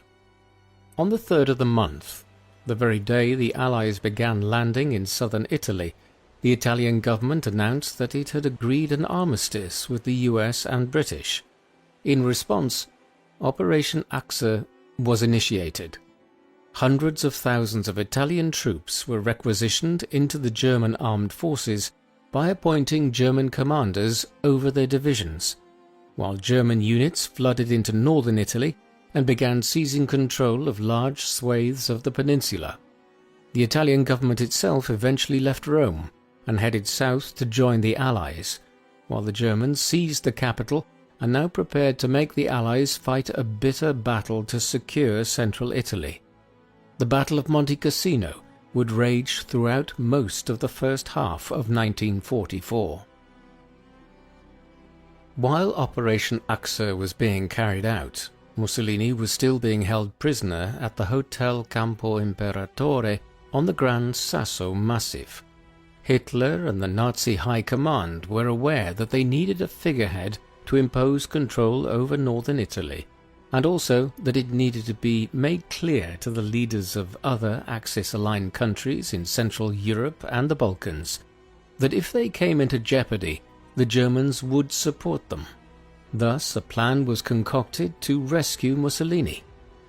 On the 12th of September 1943, a small unit of German paratroopers, led by the Special Operations Commander Otto Skorzeny, paraglided onto the mountaintop near the hotel the former fascist leader was being held in, while a separate team secured the cable cars that led up to the hotel lower down the mountain.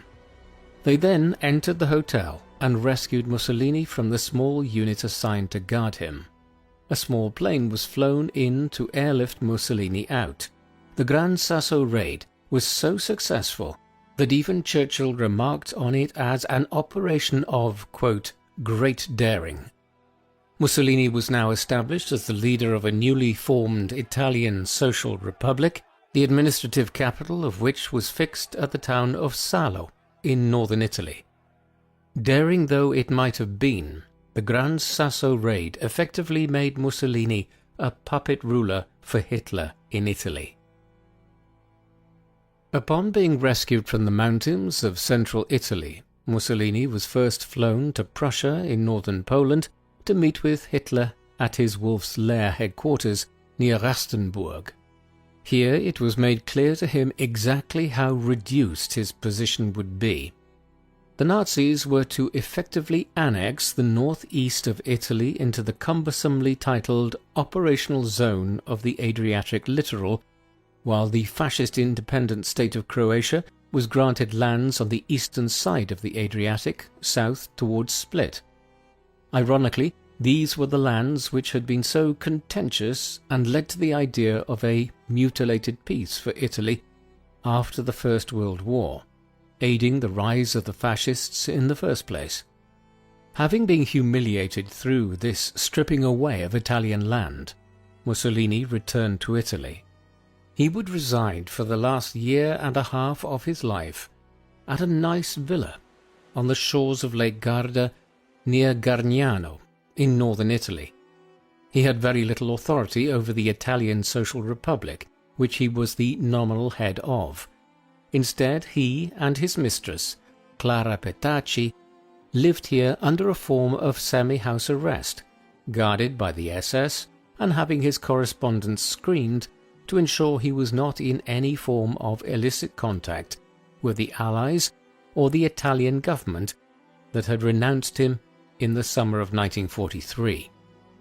When interviewed early in 1945, he expressed the view that he was little more than a walking corpse, a puppet for the Nazis waiting to be caught and executed by the Allies. Mussolini would not have to wait much longer for the Allied anvil to fall on him. The Germans and the Allies spent much of the remainder of 1943 consolidating control over their respective positions in northern and southern Italy. The first half of 1944 was then locked in the dual battles of Anzio and Monte Cassino in central Italy, south of Rome, with the Allies finally breaking the deadlock in May. Rome was one of the first major European capitals to be liberated by the Allies on the 4th of June 1944, a full 2 months before the liberation of Warsaw and Paris in August 1944. Thereafter, with the Western Front now opened in France, the strategic priority for the Western Allies shifted away from Italy, although the Allied advance continued at a slower rate into Tuscany and Mussolini's native Emilia-Romagna, while it was now possible to use Rome as a strategic base from which Allied bombing of northern Italy and Austria was initiated. In the interim, the Germans had begun extending the final solution to northern and central Italy, while the substantial communities of Jewish people in Rome, Milan, Genoa, Florence and Venice had largely avoided persecution under Italian fascist rule. As soon as Operation Achse was implemented in the autumn of 1943, the SS arrived into Italy and began detaining thousands of Italian Jews and deporting them north towards Auschwitz. They were systematically obstructed in their efforts by ordinary Italians, and over 40,000 Italian Jews, over 80% of the total Jewish population in the country, would survive the war.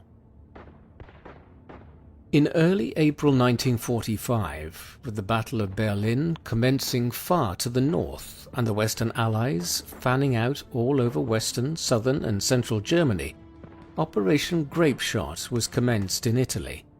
This involved hundreds of thousands of Allied troops moving north to try and break through the Gothic Line, a series of German defences blocking the southern route into the plain of Lombardy. On the 18th of April, in response to the Allied advance, Mussolini moved from Gargnano to Milan. Unlike many of the German Nazi leaders who would kill themselves before being captured, Mussolini intended to be taken alive and believed that he could negotiate decent terms through the intercession of the Archbishop of Milan, Alfredo Schuster. But a meeting between Schuster and Mussolini a week later failed to result in an agreement after Mussolini resisted a demand by representatives of the Italian communist partisans who had been fighting the Nazis in northern Italy to declare himself in favour of an unconditional surrender to the Allies. Perhaps Mussolini believed he would be murdered by the Germans if he did so. Within hours of the failed meeting, he and his mistress, Clara, along with over a dozen others involved in the government of the Italian Social Republic, had left Milan and were heading north with the goal of reaching neutral Switzerland and from there possibly finding asylum in Spain, where Franco might look favourably on Mussolini given the aid he had provided the nationalists with during the Spanish Civil War. Il Duce would never make it to Switzerland, let alone Spain. On the 27th of April, he and Petacci were apprehended near Lake Como outside the village of Dongo by some Italian communist partisans. They were placed under arrest while they determined what steps to take. It was well known that Mussolini, like all other Axis leaders and war criminals, was to be handed over to the Allied authorities in order for him to stand trial before the International Military Tribunal that would soon assemble in the city of Nuremberg in Germany once the war ended. The partisans had other ideas. Under the orders of Walter Audizio, a leading Italian communist partisan, Mussolini, Petacci, and the rest of their party were executed before a firing squad on the 28th of April 1945 in the village of Giulino. He was 61 years old at the time. Mussolini and Petacci's corpses, along with other members of the Italian Social Republic's government, Nicola Bombacci and Alessandro Pavolini, were trucked to Milan in the early hours of the 29th of April and hung upside down in the Piazzale Loreto Square in the city, where their corpses were stoned by a crowd. A day later, Hitler killed himself in Berlin, and 2 days after that, German Army Group C surrendered to the Allies in Italy. The war in Europe ended 5 days later. Mussolini's remains had a very unusual after-story. After his corpse was taken down from the gibbet in the Piazzale Loreto, it was buried in an unmarked grave in the Musocco cemetery in northern Milan. While it was unmarked, enough people knew the location for it to be possible for a fascist sympathizer, Domenico Leccisi, to dig up his remains a year later during Easter of 1946, seemingly with the aid of 2 Franciscan friars. These were then transported around numerous locations in northern Italy in the months that followed, with one of Mussolini's legs being lost along the way. Hiding places included a villa and a convent, as the authorities sought to track down the body. Eventually it was located, and the government chose to have the remains secretly hidden at a rural monastery near Milan.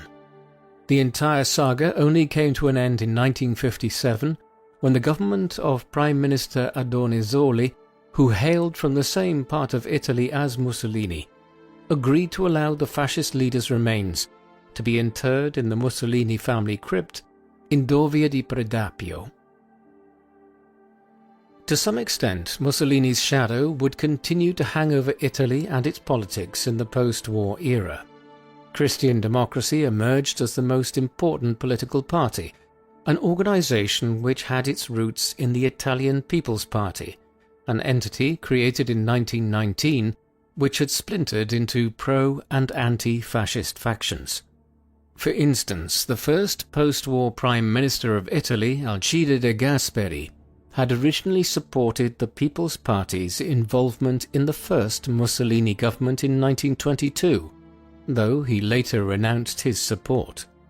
More broadly, Christian Democracy veered to the right of the political spectrum. The 1970s and 1980s were a particularly tumultuous time in Italian politics, one known as the Years of Lead, and characterized by killings, terrorism, hostage-taking, and general lawlessness by far-right, far-left, and organized crime elements, a political atmosphere which mirrored the chaos of the 1919 to 1922 period that allowed for Mussolini to seize power in the first place. The country has also continued to experience the legacy of the economic problems which characterized Italian politics both prior to and during the fascist era, namely the poverty of southern Italy. Given this seeming inability to fully resolve long-standing economic and political problems, it is unsurprising that recent decades have witnessed a renewed drift towards the far right of the political spectrum in Italy, with some parties being described as neo-fascist. Benito Mussolini was a complex political figure. He was an immensely important individual in the history of 20th century Europe, the father of fascism, or at least the first individual to lead a corporatist and fascist country in modern times. He was also an intellectually capable person, one who wrote numerous books, articulated a vision for Italian society, after the tumultuous first 60 years of the Kingdom of Italy and sought an alternative form of socialism to the communism that was taking root in Russia in his own time. Yet all of this contrasts sharply with other elements of his life and career.